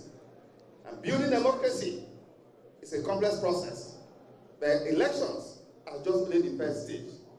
And therefore, it is periodic election that provide the people the opportunity to exercise their residual sovereignty, having given in the last election part of their sovereignty to a group of people to act on their behalf. Therefore, in an election that's coming, it now gives them the opportunity to be able to reject, to elect, to extend, or to elect those who they think should come and lead them. That is the whole essence of having election. And so the outcome of election, if not well managed, as we have seen in several parts of the world, particularly in African countries, in Kenya, where the outcome of election led to almost the country in turmoil. People were killed, houses were destroyed, and so many people found themselves in IDP camps, homeless, and many on forced migration on account of election. The governor just referenced the weightier experience in the First Republic, Second Republic. We are all living witness to what happened. A renowned publisher, Fagbengbe, was killed in Ondo State on account of election. So the question is, what are the key elements that constitute free, fair, and credible election? 2, globally, there are 2 broad indicators: process indicators, and number 2, outcome indicators. Under process indicators, I will focus on only 2 elements because my paper contains everything because of time. The most important is the sanctity of law. The law that will govern the conduct of election. The landscape of election must be certain, must be unequivocal, must be clear to all and sundry, while outcome indicators will show whether the outcome of the election itself is actually credible or not. Now, with respect to the sanctity of law, which is the basis of some of the interventions I've made in recent times, in the course of preparing for this paper, I have found other provisions that are very troubling. And I wonder whether members of the National Assembly, they actually saw some of these provisions that I have found again just yesterday. And I need to go to those areas so that the essence of this engagement is to ensure that all the political parties that are here, you should be able to immediately go to the National Assembly to present a cornucopia of all these provisions for immediate amendment, because an amendment process could be 1 day, maximum within a week. Those of them who are in the House, we could see a number of them here. Now, I have, in my engagement, identified a number of provisions which are key to election. Whether we are ready for the 2027 election, these provisions have to be dealt with. Already, those that have identified that you have watched the television, on television, they are there already. That is number section 63, section 60. Subsection 3, that has to do with the transmission. Of course, by that proviso, and as the senior advocate and all lawyers that are here would have testified, that once you put a proviso to override the main provision, of course, that is what is going to be relied on. But what is more troubling is the fact that at the level of the balloting, where the will of the people should be expressed, that has already been sabotaged by virtue of section 62, subsection 3, which says that the ballot paper that will be used for the election that does not bear the official, mark. By official mark, you mean the various security features that are contained.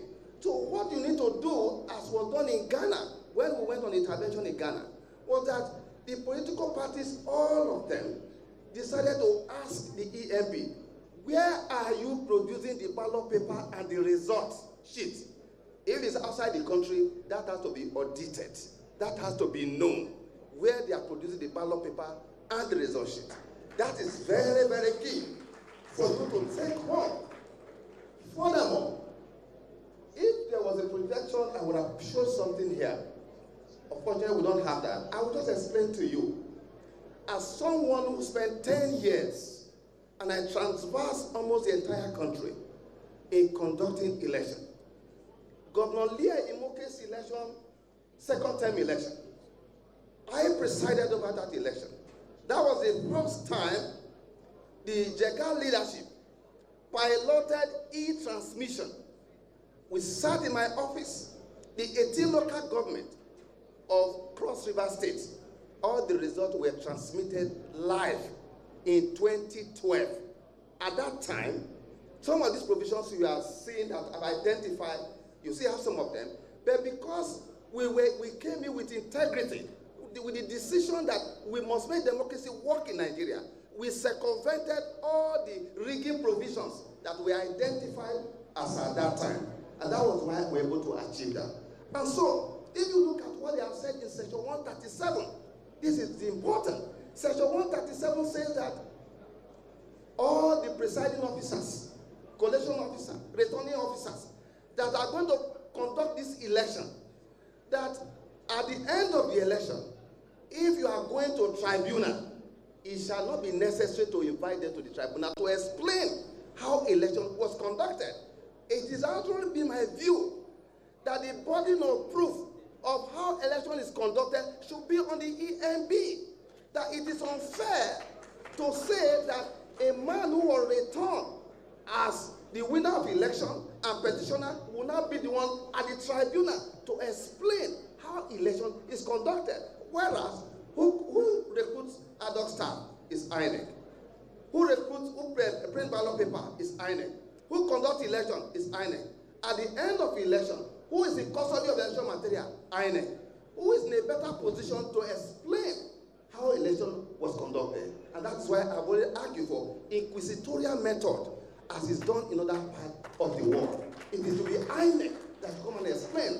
And that is why this is topic I'm going to take on to engage my constituency, the judges that look, section 131 of the Evidence Act, section 136 of the Evidence Act, section 140 of the Evidence Act are very clear to the fact that if there is a dispute as to how a claim is made, the onus is on the person who is making the existence of a claim. For instance, says the election was not conducted, that's a negative assertion. If when B and the other person say election was conducted, it is the person who said that election was conducted, i.e., INEC, or the person who returned, should be the one to explain how that is done. I'm not the person who said it did not occur. I am going to give a better clarity to this in my engagement in the next few weeks. That is a message to the judiciary. Now, if votes do not count, election becomes a mere ritual without actually voting. My core message to you, as I round up, is that democracy cannot take place in the soil of absolutism. As political parties, you have a duty. You must, as quickly as possible, ensure that you go ahead and approach National Assembly. First recommendation. Number two, the Nigerian people are watching. They want to see how you are also going to present yourself as a credible alternative in terms of how you also conduct your party primaries, how your candidate will emerge. Nigerians are also waiting to see how you are going to do that. That's a clear message so that they can make a clear decision as to what is going on. You must always engage the judiciary on all of the issues that are being put together. Fidelity to the law, although when we have an electoral act that gives options of obedience, then democracy will have problem. The law will die because nobody will obey that. So when you say that an option that if there's a network failure, of course there will be network failure in many places by 2027. So what you need to do is to protect the polling units, ensure that the results that are going to be produced at the polling unit, train your polling unit agent, have all of them there. You will insist on having the right process of winning, so that you also can have the right process to say you have lost election.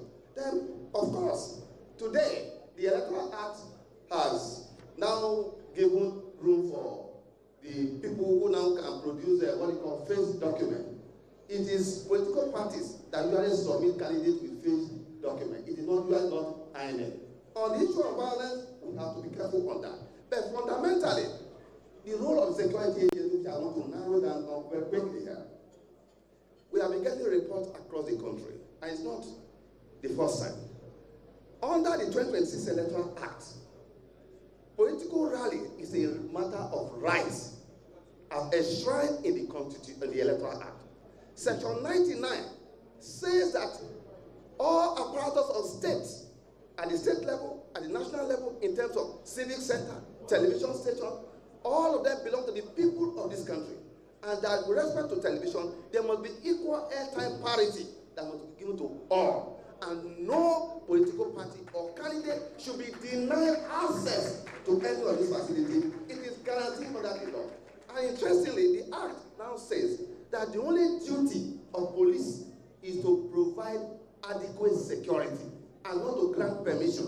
Police don't to grant permission. You can notify police of your event as you have done here now, without necessarily have to talk about it. But then with respect to venue, the law also says that to address all issues of conflict of venue, what is required is to use the principle of first come, first serve. That is what has been asked to be done. So, as I close here, I want to say that in a democracy, no group of people are good enough to lead without the express view, support, mandate of Nigerian people. This is what best expresses the idea of democracy. Free, fair, and credible election is what gives spice and piquancy to the game of democracy. Democracy, free, fair, and credible election must not be only a slogan. It must be something that we all must be able to recognize as an obligation that all must do. No nation can rise above the value orientation of this nation. If we don't resolve the politics, we cannot resolve our economy. The politics is so key because the development decisions are embedded in politics and political process. And that is why the choice of people that we make in public will determine whether we are going to make progress. So I want to say, by end it that may we give an election where in this 2027, all of us will be able to say, as a people, as a country, that indeed we are able to give one thing for our people, which is nothing but the heritage of food, so that we can build a society where there will be opportunity for all and responsibility for all. Because the broad outline of the 21st century is very clear. It offers opportunity for people who can work together, live together, and develop new ties that bind them together by having a free, fair, and credible election. Thank you all.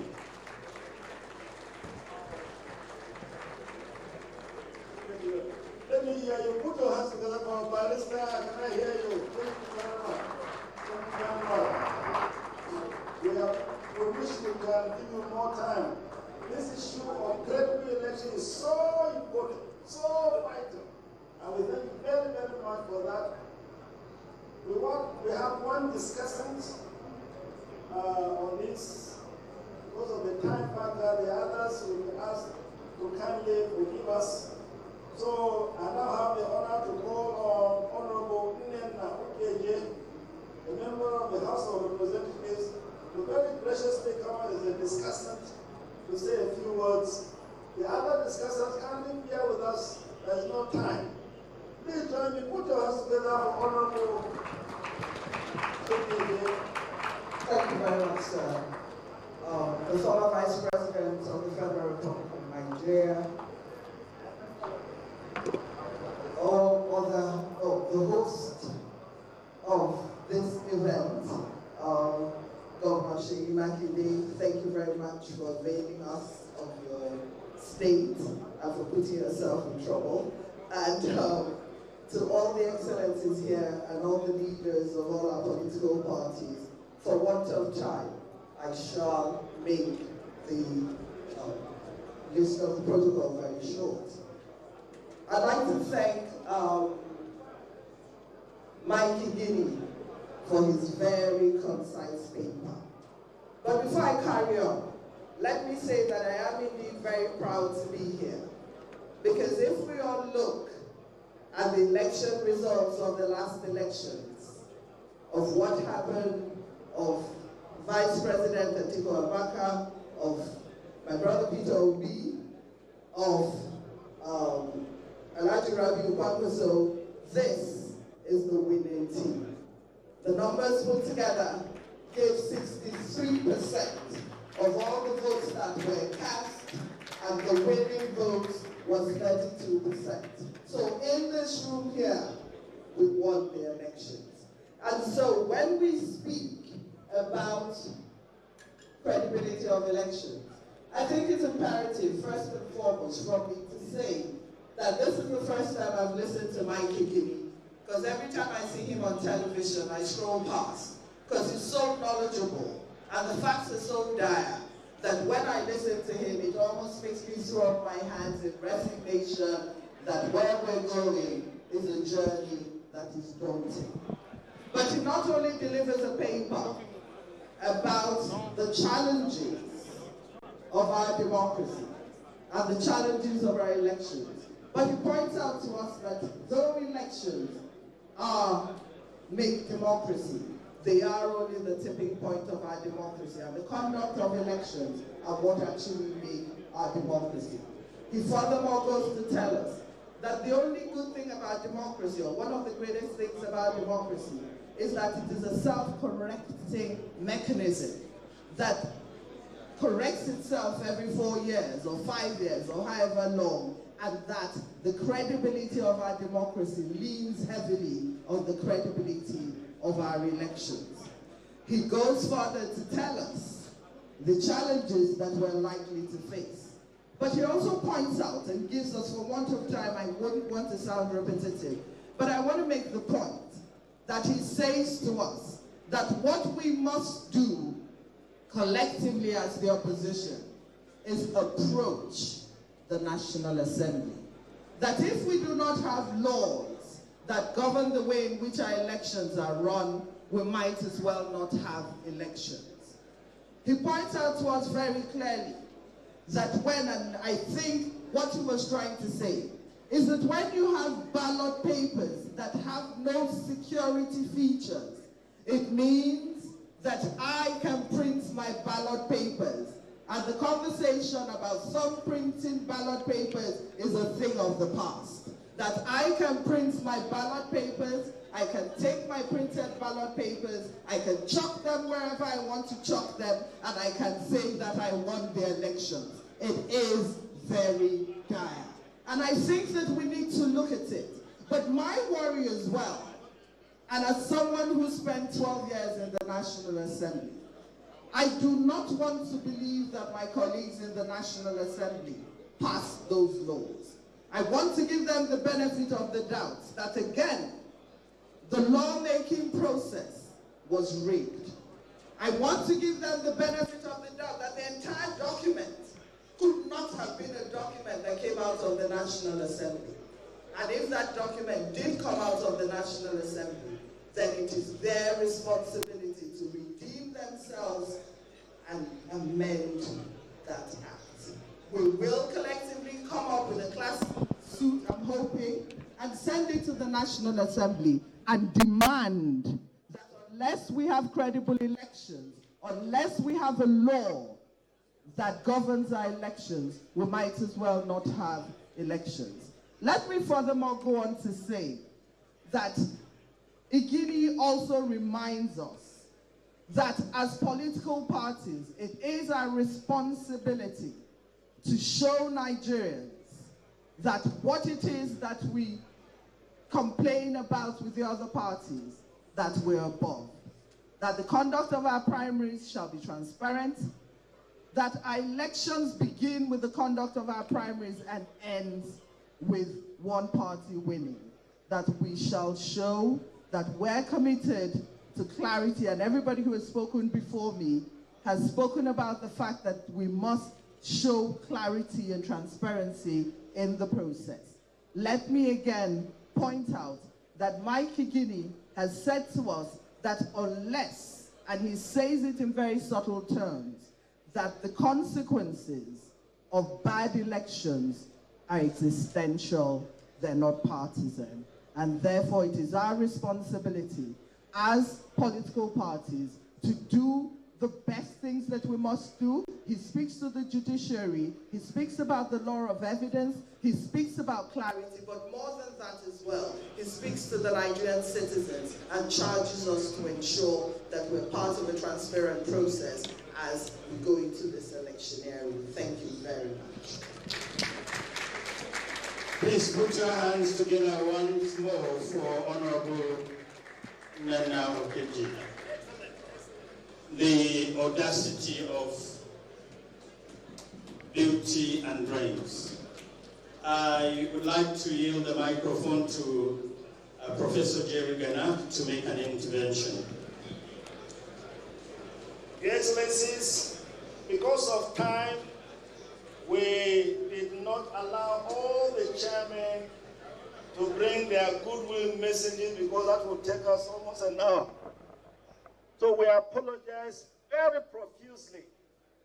But in a setting like this, we certainly want to give the opportunity briefly to any of the other chairmen who would like to bring a word of greetings to this House to kindly indicate, and we shall allow them to do so.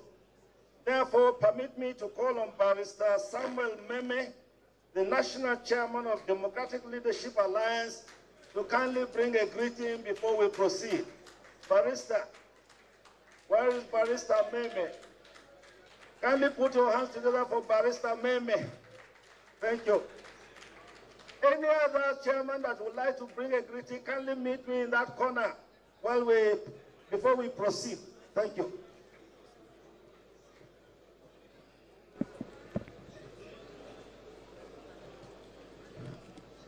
Good afternoon, leaders. Let me begin by respectfully acknowledging and celebrating the Executive Governor of Oyo State, His Excellency Makinde, for providing the platform for this very important and timely gathering. distinguished leaders, and stakeholders, there is no doubt that our democracy is under serious threat. What we are witnessing today is a systemic erosion of very principles that bind us together as a people. The APC-led government has not only failed to meet the expectations of Nigeria, but has also deepened division, encouraged instability, and weakened democratic institutions. It is increasingly evident that crises within opposition parties are not accidental. They are often instigated and celebrated. The intention is clear: to weaken the opposition ahead of the 2027 general election and create a one-sided political landscape that is dangerous for any democracy. The time for unity among opposition parties is now. Not tomorrow, not later, now. We must rise above our differences and act with purpose, strategy, and determination. This summit must not just be another meeting. It must be the beginning of a coordinated and deliberate effort to chart a new course for Nigeria. Ladies and gentlemen, the Democratic Leadership Alliance, the DLA, stand firmly committed to this cause. We are fully ready to collaborate with all opposition parties to rescue our country from what can only be described as a government that has brought untold hardship, insecurity, and economic strain upon Nigerians. This administration has demonstrated a lack of clear ideas on how to govern effectively. What we see instead is self-centered leadership, growing poverty, rising insecurity, and a system that appears indifferent to the suffering of the people. The civil colleagues, leaders, the Democratic Leadership Alliance, the DLA platform is a platform built on integrity, vision, and youthful energy. Out of 171 applications received by the INEC, ours was the only party that met all legal requirements and was duly registered on the 5th of February 2026. We are proud to say that 98% of our founding members are under the age of 30 years. This reflects a bold and forward-looking movement driven by young Nigerians who are ready to sacrifice, innovate, rebuild this nation. In the interest of unity and national progress, we are willing to put everything on the table, including this virgin political platform, if it will serve as a rallying point for a united opposition and help avoid unnecessary litigations, often sponsored by desperate politicians and actors. No matter the path we collectively choose, the DLA remains resolute in its commitment to promoting unity among opposition political parties in Nigeria. Our symbol, the golden pen, represents our mission to rewrite the story of Nigeria for the better. A story of justice, prosperity, security, and hope. Let me conclude by saying this. Desperate times demand decisive and collective action. We must be united in purpose, objective in our decision, and selfless our approach. Personal ambitions must give way to national interest. The oppressed, the vulnerable, the struggling masses of Nigeria are looking up to us. They are counting on us to rise to lead and to deliver them from the hardship they face daily. We must remain focused. We must speak with one voice. And above all, we must act with courage. I am confident that if we stay united and committed, we will succeed for the sake of our country and for the generations yet unborn. Thank you, and God bless the Federal Republic of Nigeria. Please put your hands once more together for our distinguished chairman. May I invite Alhaji Kashim Ibrahim Imam, who will he will lead us for a minute or two on the second plenary session.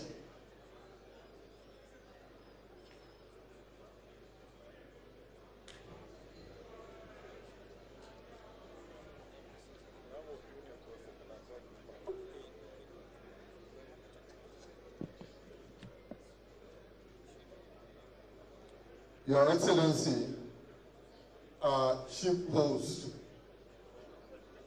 Governor Makinde, the last governor standing, Your Excellency, the former Vice President, Your Excellencies, the Chairman of all the political parties here present, Your Excellencies, distinguished ladies and gentlemen, while these are very sad times in our country, I'm nonetheless happy to have the privilege to stand before us here today to chair the second and third sessions of this summit. Our presence here speaks volumes. The fact that the entire leadership of all the opposition political parties are united and are represented here on behalf of all the people they represent. The second and third sessions are dedicated to two very critical, and what I concur that the integrity of elections matters. Today, the most critical, most topical issues confronting Nigerians are the issue of insecurity and the economic hardship that all Nigerians are passing through. I stand before you without fear of being contradicted to declare that this is the worst government in our entire history as a nation. No be so? I can't hear you. No be so? What did the president tell us about insecurity? He said within 6 months, it will become history. Within 6 months, he will restore security. In 3 years, more than 10,000 Nigerians have lost their lives, and more are dying every day. In Jos, he told us, and he told the people of the platform, that from that day on, not one single life will be lost, that he'll be on top of the security situation. Less than 24 hours after he left platform, several Nigerians lost their lives. Not even during the sad days of the Civil War did so many Nigerians die, 10,000, and we are still counting. On the economy, again, we've never had it this bad. Now, I'm conscious, one, of time, two, and we've invited experts who would come before us to address these critical topics. First on our list is Dr. Kabir Adamu, a security risk management expert who in recent times has become an authority of sorts on the problems of insecurity ravaging the length and breadth of our country. It is my singular honor and privilege to invite him to deliver his paper. Dr. Kabiru Adamu, please.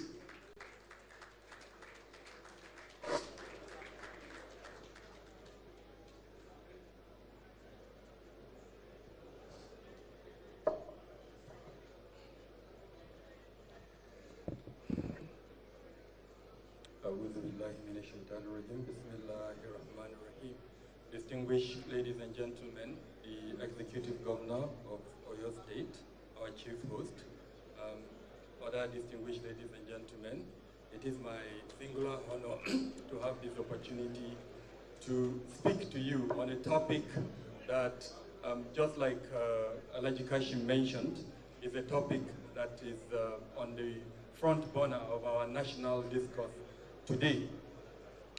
No doubt, between the months of January and March, over 2,300 Nigerians have been killed in just 3 months. Over 1,700 plus Nigerians have been abducted. And these are Nigerians who were abducted in the course of their daily lives. So permit me, before I start my speech, to please join me. Let's observe a 1-minute silence in offering prayer to these 2,000 persons that have been killed, and then these families of these 1,000. So please help me in standing up, a 1-minute silence.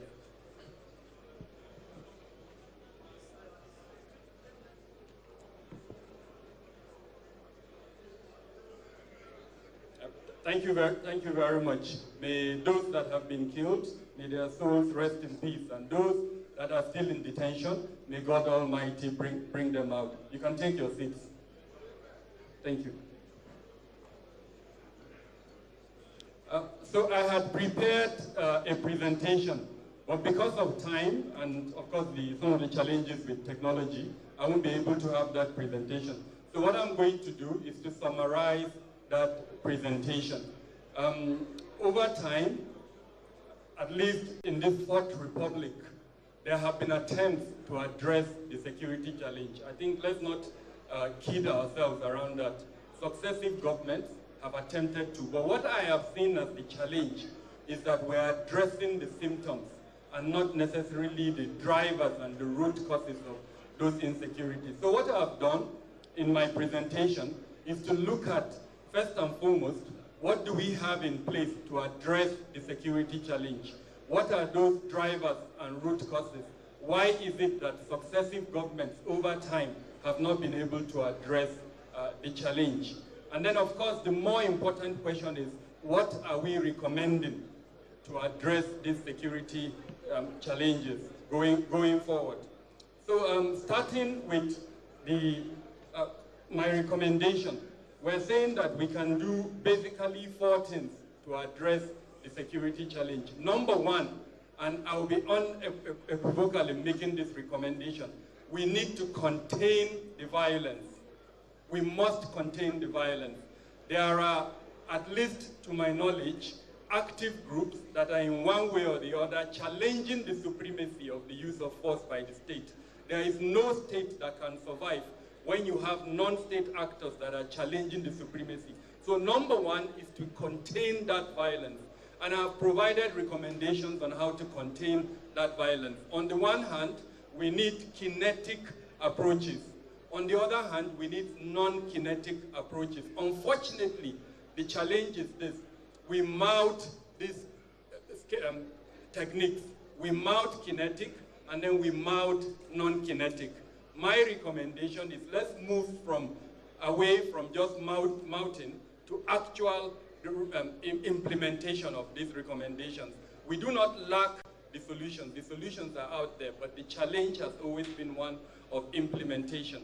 Number two is we must build peace within our communities. So all the peace-building mechanisms, in particular our justice system, that today has become almost ineffective. And this transcends not just the formal justice system, also our traditional justice systems. We must revamp those justice systems. And then, of course, added to that is the need for economic growth. That we cannot speak about security if we do not address the challenges of economic challenges affecting our communities. So issues, for instance, around unemployment, around poverty, around out-of-school children, the skill sets that are lacking from within our population, we must address them if we're going to move forward from that. And then, of course, we must promote regional harmonization. Without those regional harmonizations, we're not going to move forward. So having said that, the next thing I tried to look at is the consequence of this. we have what we describe as the national security apparatus. And this national security apparatus is divided into three. First, we have the MDAs. The MDAs are divided into about 42, all in all. You have the coordinating element, which is the Office of the National Security Advisor, the Ministers of Defense, the Ministers of Interior, Ministers of Police Affairs. And then you now have under them different departments and agencies.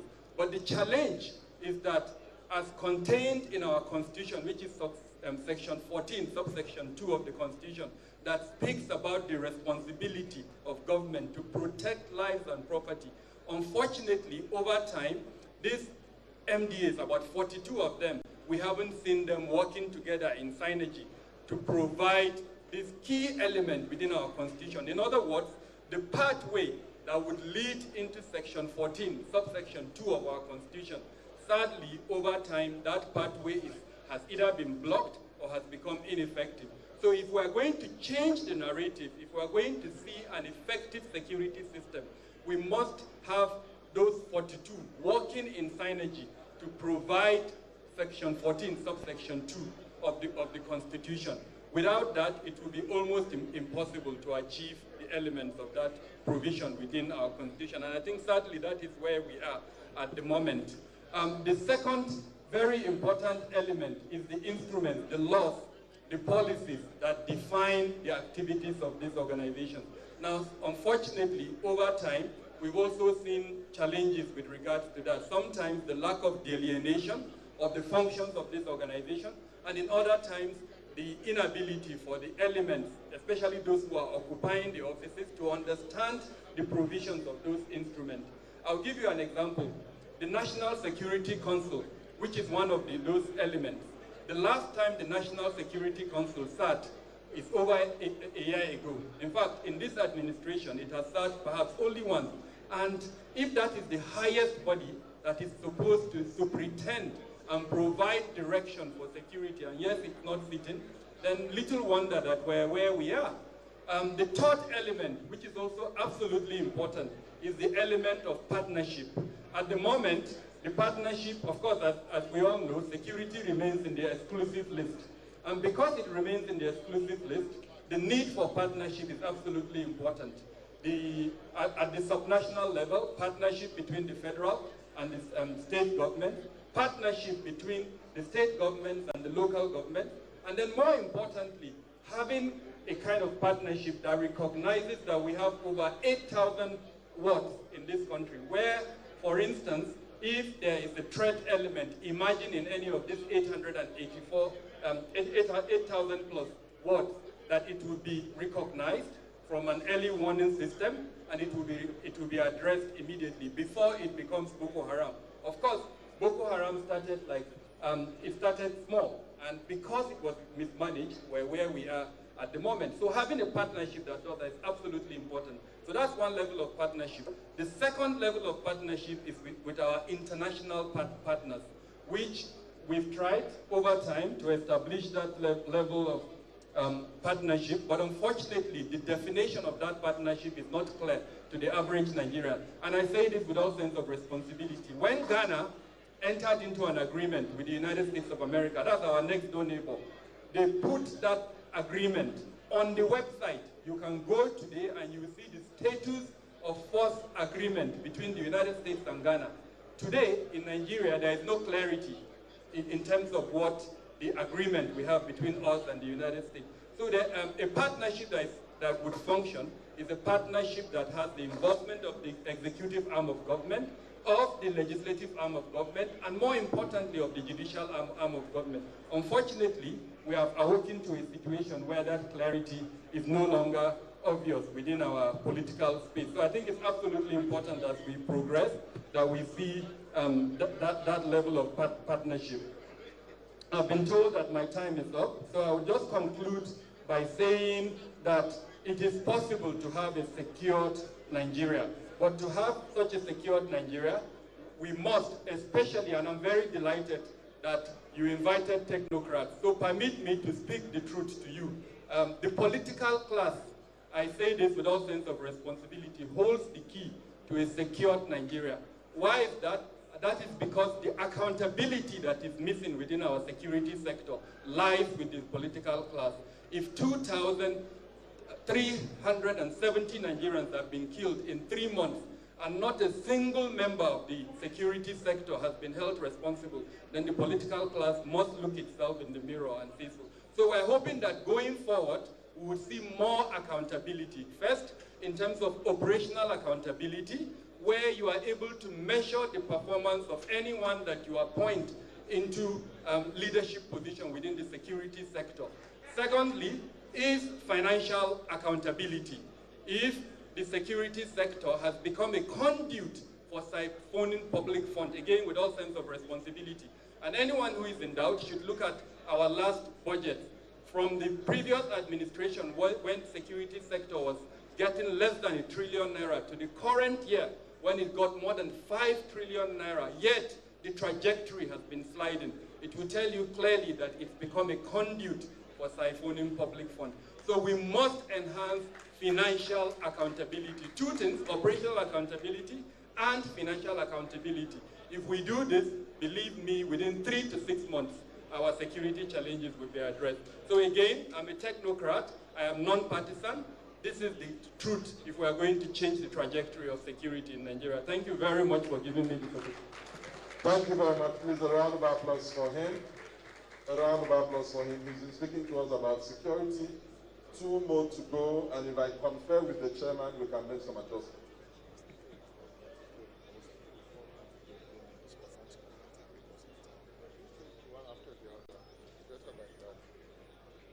Very quickly, and also very briefly, we have one discussant also for this session.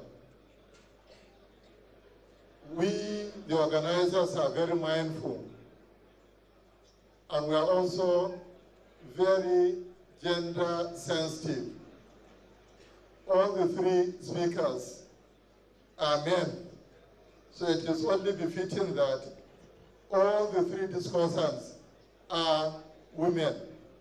And to speak to this topic on behalf of all Nigerian mothers, all Nigerian women, we've nominated an Amazon in her own right in the person of Hajia Inna Chiroma, former Minister of Women Affairs.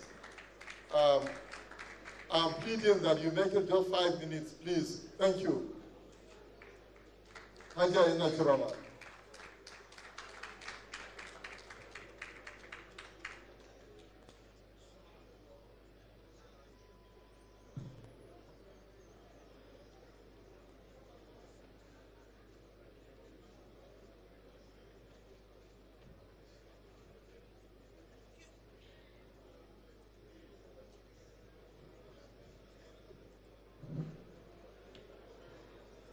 أعوذ بالله من الشيطان الرجيم بسم الله الرحمن الرحيم الحمد لله رب العالمين. Your Excellency, the indefatigable Governor of Oyo State, Governor Makinde, Your Excellency, our former Vice President, Your Excellency, the Chairman of the People's Democratic Party, Kabiru Tanimu Turaki-san, Your Excellency, the former President of the Senate, His Excellency David Mark, distinguished members of all the opposition parties here. Honestly, this gathering is one gathering that Nigerians will be very, very proud of today. We are very proud of this gathering because it has shown that Nigerian leaders are concerned about their country. Today, what Nigeria is facing, we cannot just pretend that things are okay. Things are not okay. And Nigeria, as a country that we all belong to, we cannot afford to be slaves in our own country. Therefore, this gathering is very, very important. And when we are talking about the insecurity in this country, honestly, for me, I feel so disheartened that we are facing this insecurity. Nigeria, a country that before our security agencies go to other countries to save those countries from insecurity. But today, where are we? Today, where are we? Therefore, this issue of insecurity, in fact, is enough for Nigerians to come together to rescue their country. Because we can't just afford to allow this country to go the way it is going. Because when you are talking about good governance, you are talking about peace and security. Good governance means peace and security. Do we have peace? Do we have security? No. And honestly, the women of Nigeria today, we are the gender that is most affected by the insecurity. How? How? Because as a mother in your house, you are scared for your children to even go out. As a wife, if your husband goes out to go and look for food for the family, you are scared whether the man will come back home or not. Therefore, when we are talking of insecurity in Nigeria, honestly, Nigerian women, we must all come together to ensure that we can sleep in our own houses. Because if there is peace in this country, it's the women that will benefit. And also, insecurity affects economic development in a country. Because as it is, before Nigeria, we export cotton, we export foodstuffs. In Kano, we used to have what we call the pyramids. But today, where are they? Can people go and farm? Can Nigeria export? No, we can't export. If you can't export, how do you generate resources? Therefore, insecurity is also affecting the economic development of our country. Therefore, my great leaders of all the opposition political parties, we must forget about our personal interests and think about Nigeria. Think about our children. Think about our grandchildren. Because as far as we are concerned, we have benefited. What of the people that are coming after us? Therefore, we must forget about our personal interests and focus on Nigeria. How do we rescue Nigeria from this current government that does not care about anybody? My dear leaders, when PDP was in government, I'm sorry to bring this issue, PDP encouraged opposition parties. When APC was being formed, PDP was in government. Did PDP try to kill that formation of APC? No. But look at what's going on today. Because the government is scared of other political parties, they are trying to kill all the other political parties. We say no. Nigeria belongs to all of us, and we can't be slaves in our own country. We must have our own voice, and our own voice means having an opposition political parties coming together to fight for the rights of Nigerians. Thank you so much for giving me the opportunity to talk. Thank you. Thank you very much, Hatia Inna Shiroma. I've been advised that I should announce on behalf of the organizers that we are determined to bring this summit to an end in precisely 1 hour at 4 o'clock. This is most especially so because we are told that the airport will be closing at 5. So we are going to be very businesslike. The last paper presentation, befittingly, is on the economy. And I have a very simple question for us. Are Nigerians today financially better off than we were 3 years ago? I can't hear you. Are we today financially better off than we were 3 years ago? We are told that the problem we had was fuel subsidy, and that was the removal of the subsidy will be the magic wand. Once fuel subsidy is removed, all our problems will disappear. So fuel subsidy was removed, Have our problem disappeared? Has it not compounded? In 3 years, this government has borrowed 30 billion US dollars. It has never happened in our history. May I invite to deliver the paper on the economy a renowned expert, a statesman, a scholar, a teacher, in the person of Professor Pat Utomi.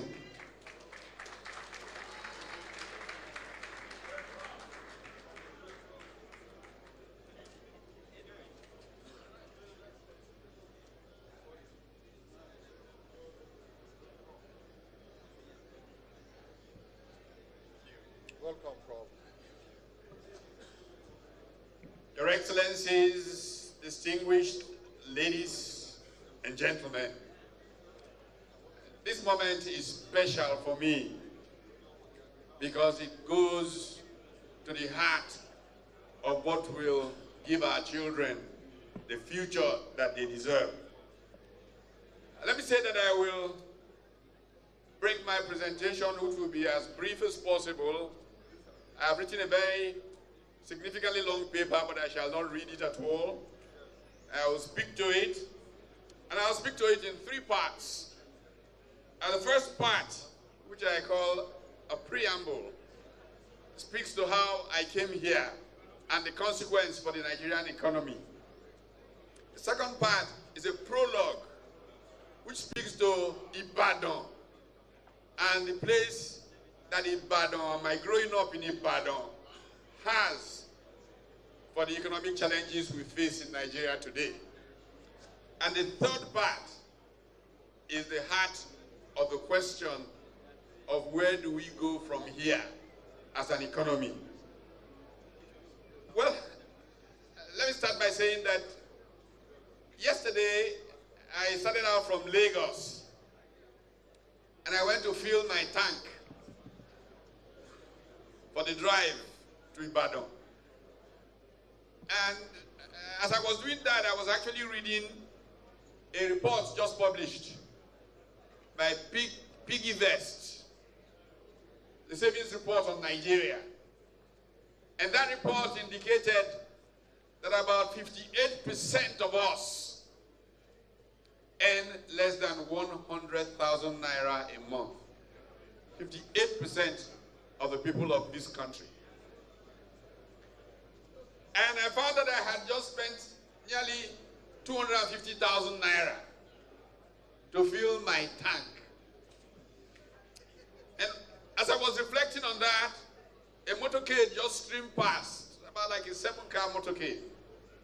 And my head just went, that is the monthly salary of 20 people that is going there just to go to Ibadan.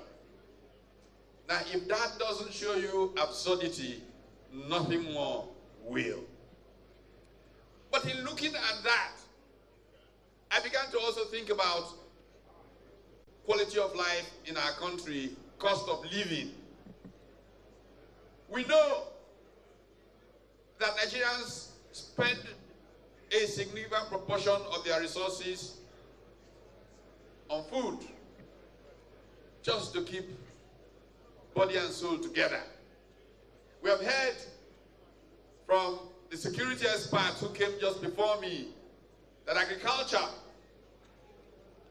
is troubled because of security. And so for many of these people, the cost of food is rising. And I look at this groaning, the pain in the land, which you can literally see as you walk on the streets of Nigeria.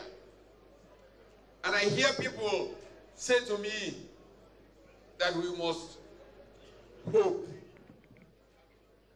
that if we give a little more time, hope will return. And I say this is a lie from the very depths of hell. And I do not say that just to express an emotional outburst from the painful realities of now. I take example from Nigerian history. In 1956, there was hardly any industry in Nigeria. colonial Nigeria did not industrialize Nigeria, understandably, because it was for the export of raw materials to Europe. But by 1956, 1957, self-government came. And young Nigerian men and women who take on the reins of government recognized that their country needed to be industrialized if they were going to provide jobs for people. Within 3 years at independence, and I'm not going to go into all that, you can read Pius Okibo and Nigerian Public Accounts and all of that, manufacturing had gone from next to zero to 20% of GDP. How did they do it? And 3 years after a government, they are telling us to be patient. But I will get to the analysis of that much later. I want to say that what I feel in the lived experiences of people tell me that something is fundamentally wrong with a system that says to poor people, be patient, and those who are saying be patient to them are buying new jets. And those who are saying be patient to them are buying new fleets of cars. And those who are saying be patient while these people are dying are buying yachts. Economic injustice in Nigeria will cripple all of us if we don't do something very quickly. And so that's my preamble, that the conscience is challenged by this reality. And I go to my prologue. My prologue goes to the fact that I had the great privilege of growing up down the road, less than 2-3 miles from here. I went to school here in Ibadan, in a college called Loyola College. And when I was at Loyola College, just as I was finishing, there was a riot, not a riot, there was a demonstration by students at the University of Ibadan. One student, Kunle Adigbeju, was killed by police bullets. For several years, Nigerian students continued to rise, seeking justice for that. And when I arrived at the University of Nigeria in 1973, the first thing that I did was become part of the leadership of protests to get justice for Kunle Adigbeju. Today, children, young people in the universities cannot speak up because they say that every time they come out to express themselves, they are slaughtered by law enforcement agencies. Can this be the same country that we live in? A second point about my time in Ibadan and what we are seeing is that back in those days, we saw Nigeria begin to industrialize, as I said, in 1956, 57. And that industrialization provided for all as we grew up. We took it for granted that if you left school, there was a job for you. And I walk around today and young people feel that they will never have a job. I have people who have been out of university 10 years applying for jobs. And now they don't even know what it is to find work. Another thing that my time in Loyola College did to me, and I always remember it when I see the remarkable secretary of the ADC, is that my mates in class sang their own oriki to remind themselves of whose sons they are. True Omoluabis, people of character. We came to school to be people of character. And here in Loyola, in Ibadan, not only was Loyola a flying example of that, but even our competition down the road, Government College Ibadan, managed to do the same. And being privileged to have had some of them, like Dr. Christopher Kolade as mentor, his classmates like Professor Ladipo Akinkube, live out in the reality of their lives that character. I can tell you for free that the problem of the Nigerian economy is the lack of character in those who are running it today. Because if there is no character, you cannot build trust. uncertainty sets in. And I can tell you as a man who wrote a book titled Managing Uncertainty, Competition and Strategy in Emerging Economies, that a big part of the challenge of today's economy is that you cannot trust policy. You do not know if it is aimed for private interest or to advance the common good. And so that lesson from my days in Ibadan has come out to matter very significantly. I would like therefore to say that because of the recognition of the importance of character, even a school in Owerri borrowed a motto that says this, and I can't give you full because I used to use it to illustrate to businessmen how to run the world. When wealth is lost, nothing is lost. I've seen people who have become billionaires and gone bankrupt and become billionaires again. When wealth is lost, nothing is lost. When health is lost, something is lost. When character is lost, all is lost. And the tragedy of the moment in Nigeria is that character has been lost in a remarkable way. My parents recognized this, and they chose Catholic education to get that out. Because they made that choice, I was first going to get into St. John's in Kaduna, which was the leading Catholic school in northern Nigeria. When the challenges of 1966 made me move back south, and I started in the leading Catholic school in Eastern region, Christ the King's College, Onitsha. And when the Civil War started, I moved west and came to the leading Catholic school in Western Nigeria, Loyola College, Ibadan. And so I know a thing or two about character, and that character matters. And when I look at the challenge of character in the building of Nigerian economy, I recognize that we need a new beginning. We need to flush out people who lack character, to put in place, to run Nigeria, people of character. And so to the third part, over this, where do we go from here? Let me say that one of the big problems with those who run the Nigerian economy is that they don't know the Nigerian people. And one of the good fortunes that I have had is that I know Nigeria. As I say often and with pride, I was born in Kaduna, baptized in Jos, spent part of my infancy in Maiduguri, started school in Kano, and finished primary education in Guzo before coming to Onitsha. I know Nigeria, and I know that every part of Nigeria is endowed enough to be a wellspring of wealth for everybody. I keep saying that I can go to any state in Nigeria and have a personal friend in whose house I can sleep. Because many people have not done this to themselves. I was telling Mohammed Hayatuddin, who I'm sitting next to there, if I go to Maiduguri, I will sleep in his house. If I come to Ibadan, they'll be dragging where I will go to sleep and all of that. And so you don't feel the people. Unless you can feel the people, understand the people, you will not be able to commit to building the economy. And so the challenge of economic development in Nigeria is a challenge of not getting validation from Washington and Paris. It's a challenge of feeling the people and recognizing that central to economic development are those people. Economics must be people-centered.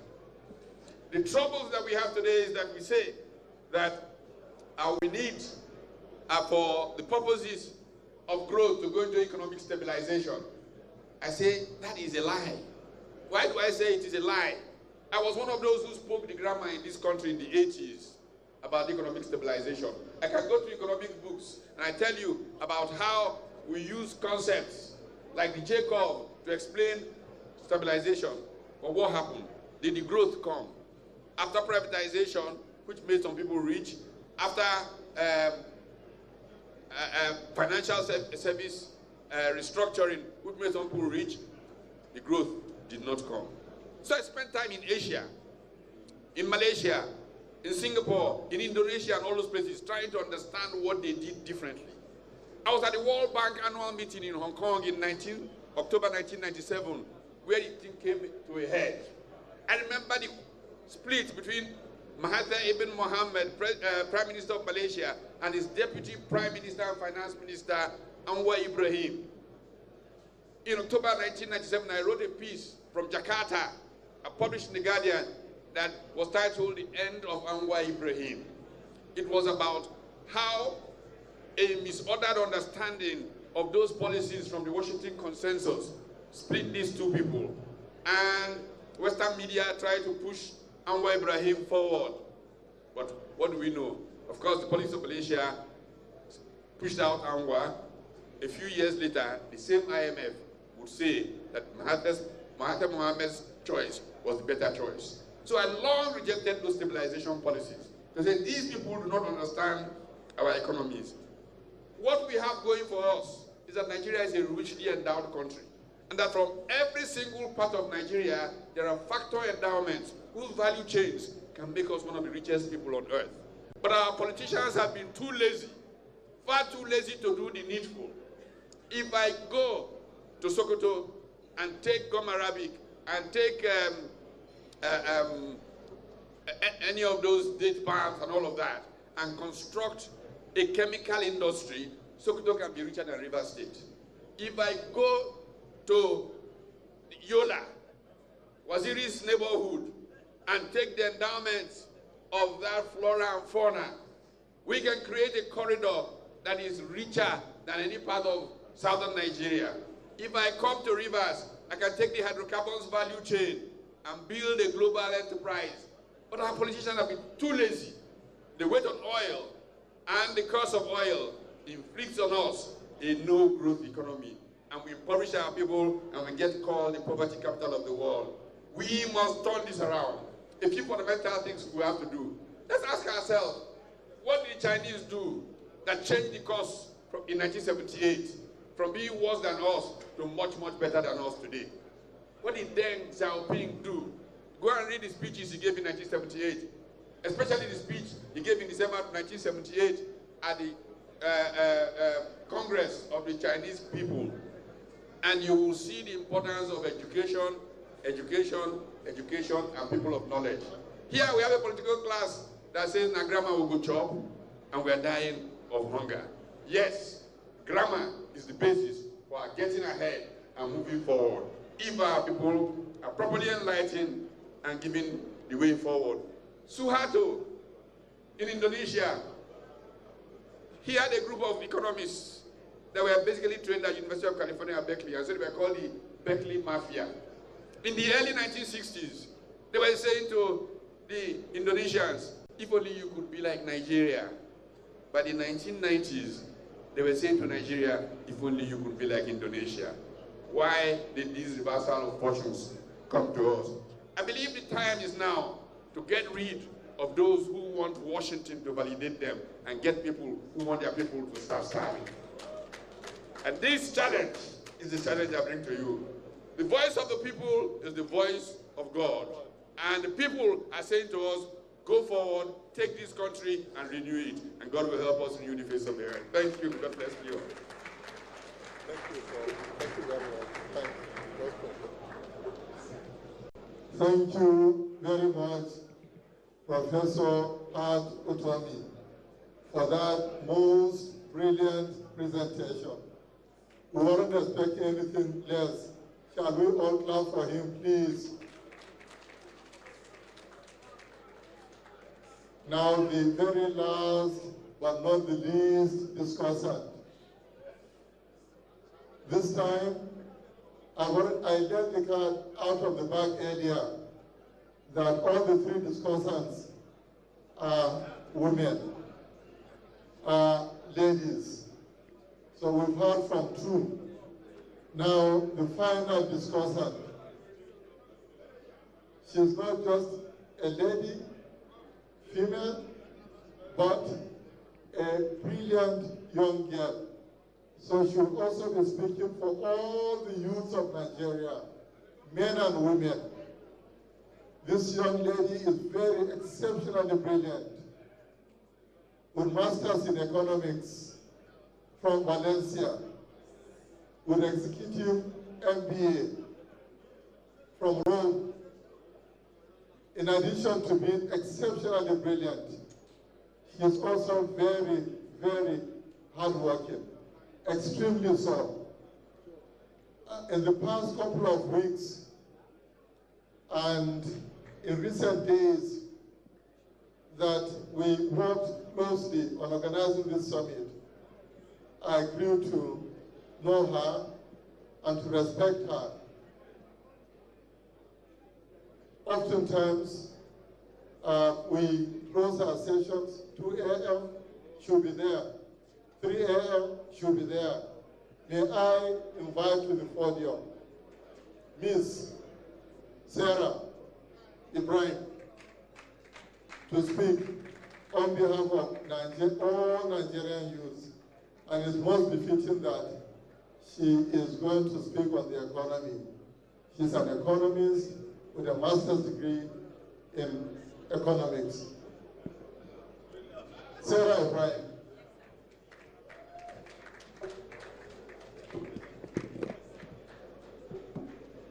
Thank you, Dr. Kashim. All protocols duly observed, His Excellency Governor Makinde, former Vice President Atiku. I would want to first of all thank Professor Pat Utomi for that brilliant paper on the economy and what we are currently facing in our dear country. He made a very, very strong statement when he said, the voice of the people is the voice of God. The voice of the people is also the voice of power. The first question I want to ask each and every one of us sitting today as leaders in our various perspectives and as stakeholders, is our economy a pass or a failure currently, today? The youths of Nigeria are the most affected people of Nigeria's economy today. Currently in our country, we have 80 million Nigerian youths who are out of jobs. Not people who cannot work. People who have the ability to work but cannot find a job. 80 million Nigerian youths. In recent years, more youths have been impoverished in Nigeria than in any other country of the world. And we have also been ranked as the worst place to live in. And I'm very sure that if our economy was thriving, like they are making us to believe, we would not currently be the worst place to live in the world. We are even nicknamed the world's capital of poverty. All of that must change. All of that needs to change. And the time to change it is now.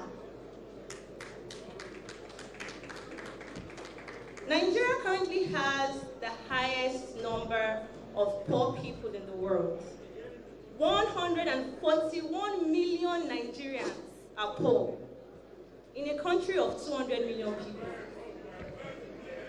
141 million Nigerians currently cannot find food to eat. In a country of 200 million people, that is more than half of our population. Is that a pass or a fail?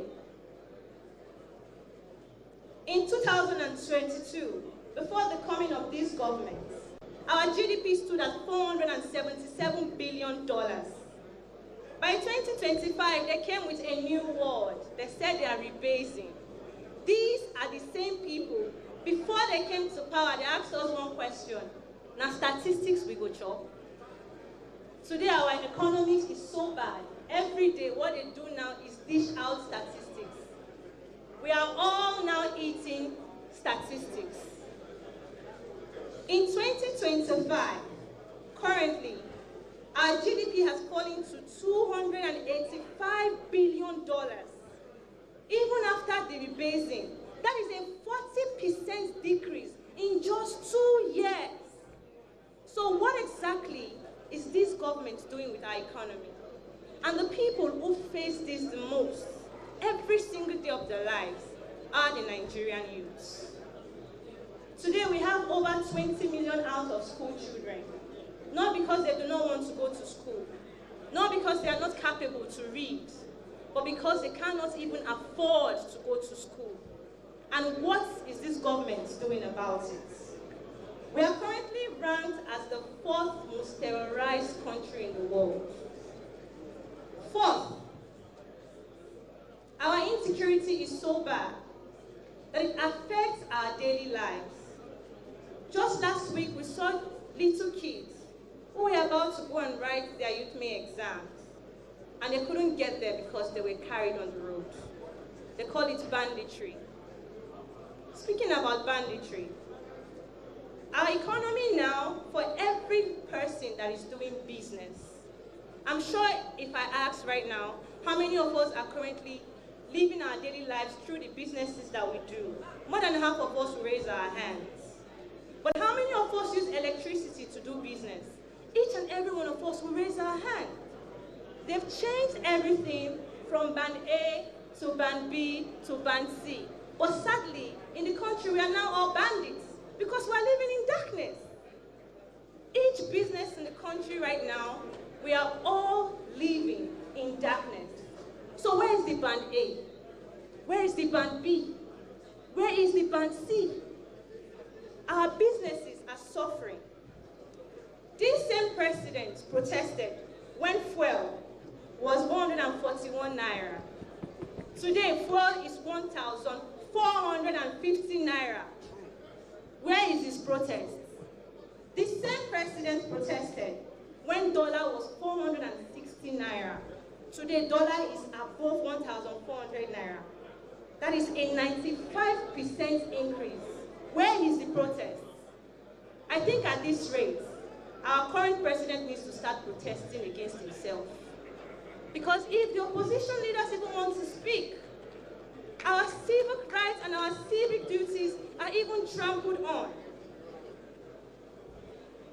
Our investment currently in the country is even very terrible.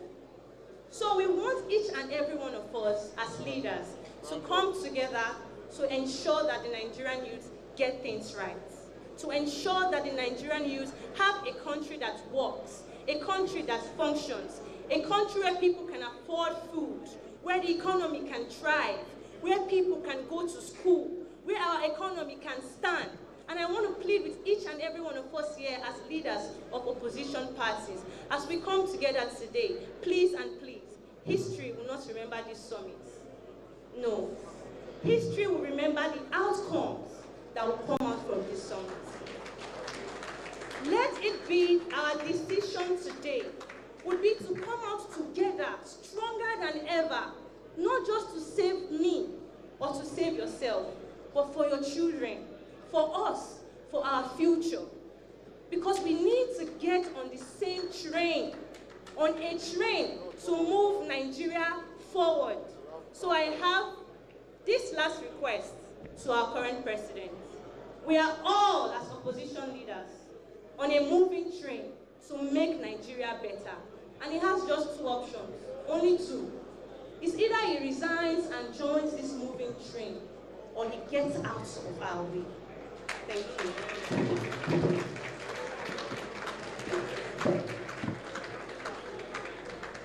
Brilliant. We all want a Nigeria that works for everyone, not for a few. I think that is the most important message. We desperately want a Nigeria that works for everybody. And the only way we'll have that Nigeria is how Tinubu must go. Let him just leave so that we'll have a country that works for all of us. This is our collective demand. Have I spoken for all of us? Thank you. Now, you've seen too much of me. I'm now going to take my exit from the stage. May I, at this stage, invite the gentlemen from all the parties who have brilliantly, professionally, and wonderfully anchored today's events, Ini and Ladan, to do the needful. While the speeches and the speakers were addressing us, we have constituted a small committee to work on a communique. And I believe that that communique is ready. But it is not in my place to present it to you. There are very senior party leaders here and whose responsibility it is to come forward to do the presentation. May I hand over the mic to Ini to invite our chairman. Thank you very much. Thank you, gentlemen. May God grant us journey mercies. Your Excellencies, distinguished ladies and gentlemen, when the co-chairman speaks and you are walking towards him, you have to keep a distance so that you can't measure your height with him. It was Henry Longfellow who said, great is the art of beginning, but greater is the art of ending. All of what we have done, if we live at this point, we would have done nothing. And therefore, the constellation, the seething, the crystallization of all we have done is what we're about to do now. And maybe that is why Shakespeare himself said, all is well that ends well. Because if for any reason, while Alhaji Kashim was speaking, something happened and we left, they would say we had gathered, yes. They would say we had discussed, yes. The question is, what did we agree? And like Sarah said, we will not be remembered for what we discussed. We will remember for what we agreed. And that is why Kabirutan Turagese has said that we must have an accord, we must have a declaration and an agreement. Therefore, on behalf of Ladan, my only single duty at this moment is to invite the two gentlemen who were co-chairmen and all other national chairmen who are here to please come for the presentation of the communique. My honor, therefore, to invite His Excellency, Distinguished Senator David Bonaventure, His Excellency Kabiru Tanimu Turaki, to lead their colleagues for the presentation of the communique, which is the crystallization of the things we have discussed and agreed here. Without this, all of the things we have done would have come to naught. So please, shall we invite them as they come with their colleagues, chairman, national chairman, representative of national chairman, to please come for the presentation of the communique. If our hands are not too busy, I'm sure we can give them a hand clap that encourages them to finish quickly so that we can go through.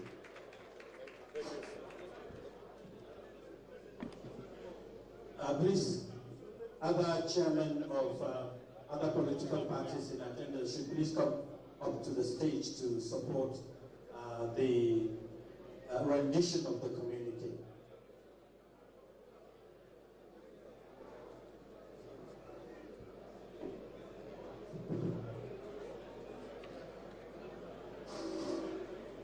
Your Excellencies, distinguished leaders, distinguished invited guests, distinguished ladies and gentlemen, for a couple of hours this afternoon, we sat down out of pure patriotism for the love of our nation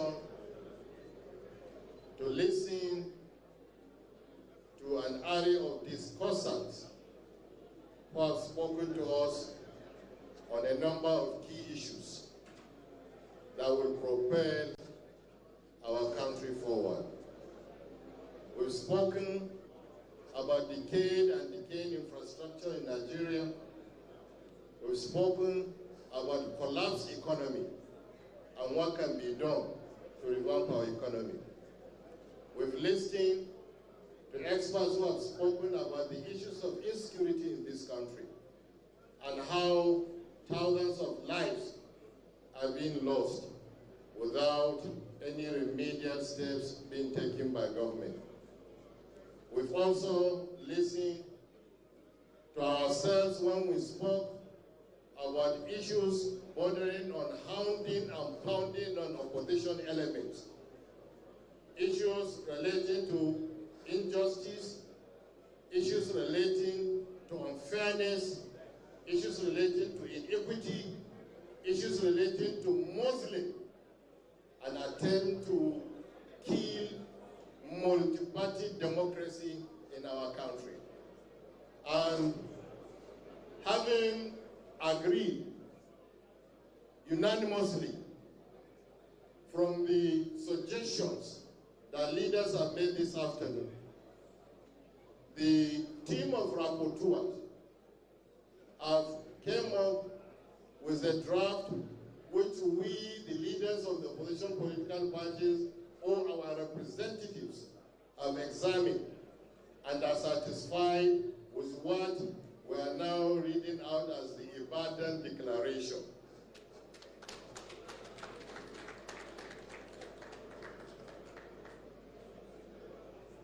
Communique issued at the end of opposition political parties' national summit held on Saturday, April 25, 2026 in Ibadan, Oyo State, hereinafter referred to as the Ibadan Declaration.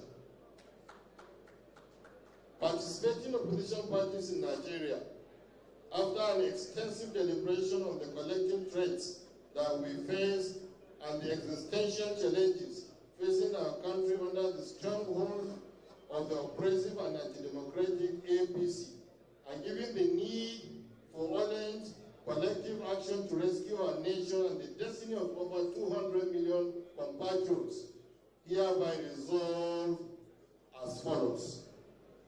1. That we shall resist all machinations by the APC to force a one-party state on Nigeria and fight for the survival of multi-party democracy in Nigeria. 2.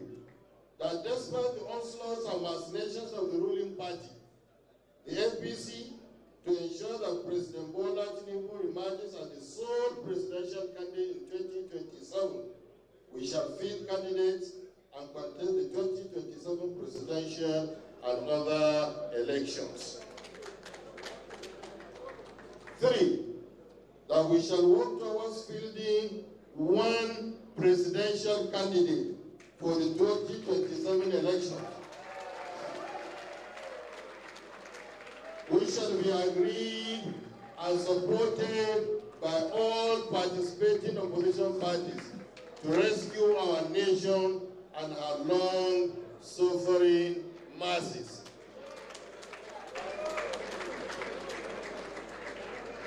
4. That INEC Chairman, Professor Jai Shojo Amopitan, having shown bias and open partisanship in favor of the ruling APC, should not conduct the 2027 general election as Nigerians across board have lost confidence in him and his capacity to guarantee the required neutrality to deliver a free, fair, transparent, and credible election. His continued stay in office is vexatious and capable of triggering widespread crisis in our nation. 5. That the National Assembly should immediately review the Electoral Act 2026 to remove all sections and clauses that threaten the sanctity and integrity of the elections and run counter to constitutional provisions.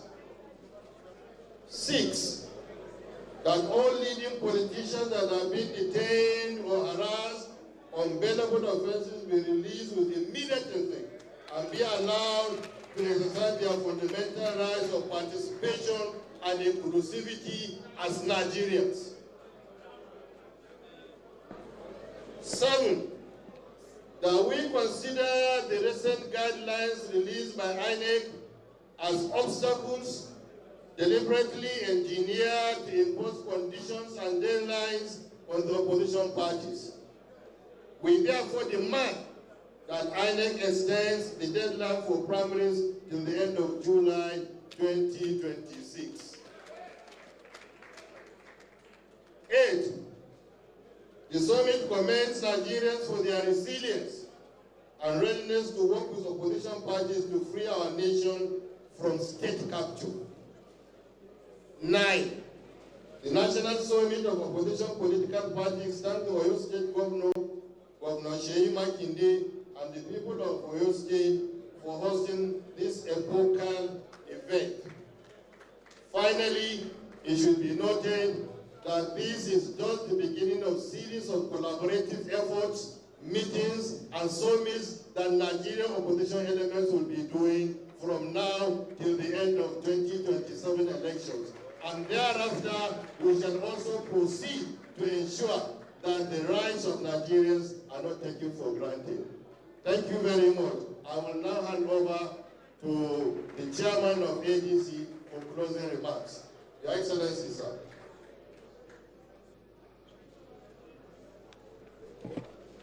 The first thing I want to do is, I'm sure you understand, those in favor that we adopt the communique say aye.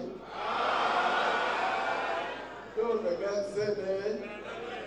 The ayes have it. We have endorsed the communique. We would like to appreciate you, and we would like to appreciate all the young chairmen who are here with us today. I think it's a wonderful thing that we've been able to meet. It's an excellent union, and we'll continue to do this. Once more, on behalf of all of us, the chairman, I want to thank you, the audience, and I want to thank you for your active participation in this summit.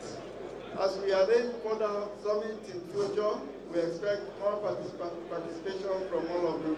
Thank you, and the good Lord bless all of you. Thank you. Thank you very much. To bring matters to a close, shall we please rise for the national anthem? Wait now. Just before the national anthem. Oh, Chairman, can I do committee? I'm going to get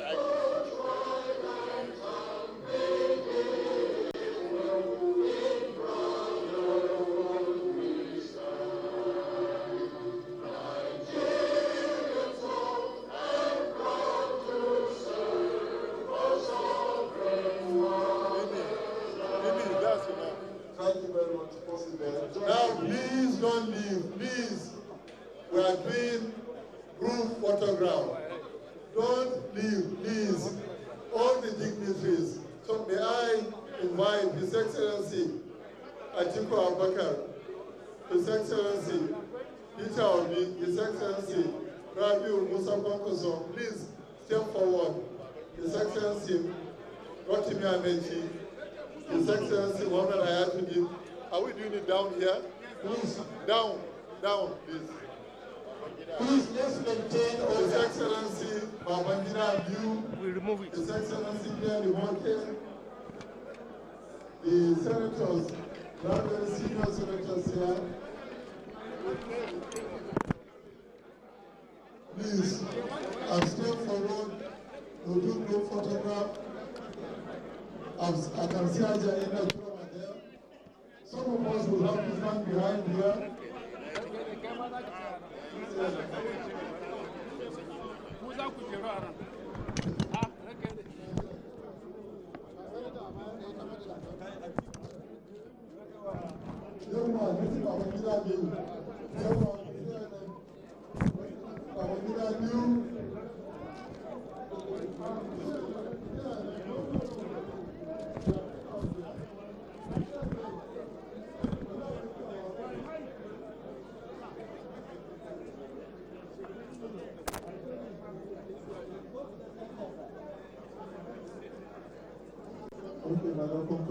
Where is Amechi?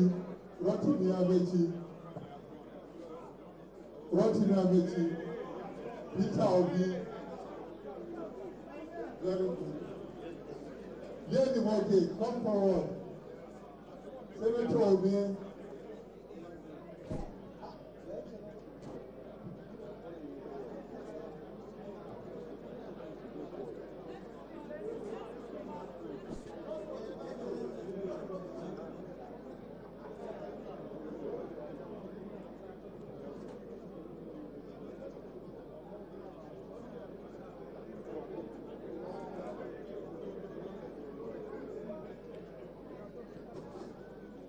General Akobondu should come forward. Senator Lai should come forward. Thank you so very much, ladies and gentlemen, for a very resoundingly successful summit. And this is to wish each and every one of you, on behalf of the organizing committee and all our leaders that have made this summit possible, especially His Excellency the Executive Governor of Oyo State, Engineer Makinde, for being a most, and all the guest speakers, the Governor for being a very generous host, and all the guest speakers for their own contributions. And to you, ladies and gentlemen, for being part of history. We congratulate you, we celebrate you, and we wish you the very best in the political journey ahead. And may God dispatch the angels of his safety to accompany you to your respective destinations. Bye-bye.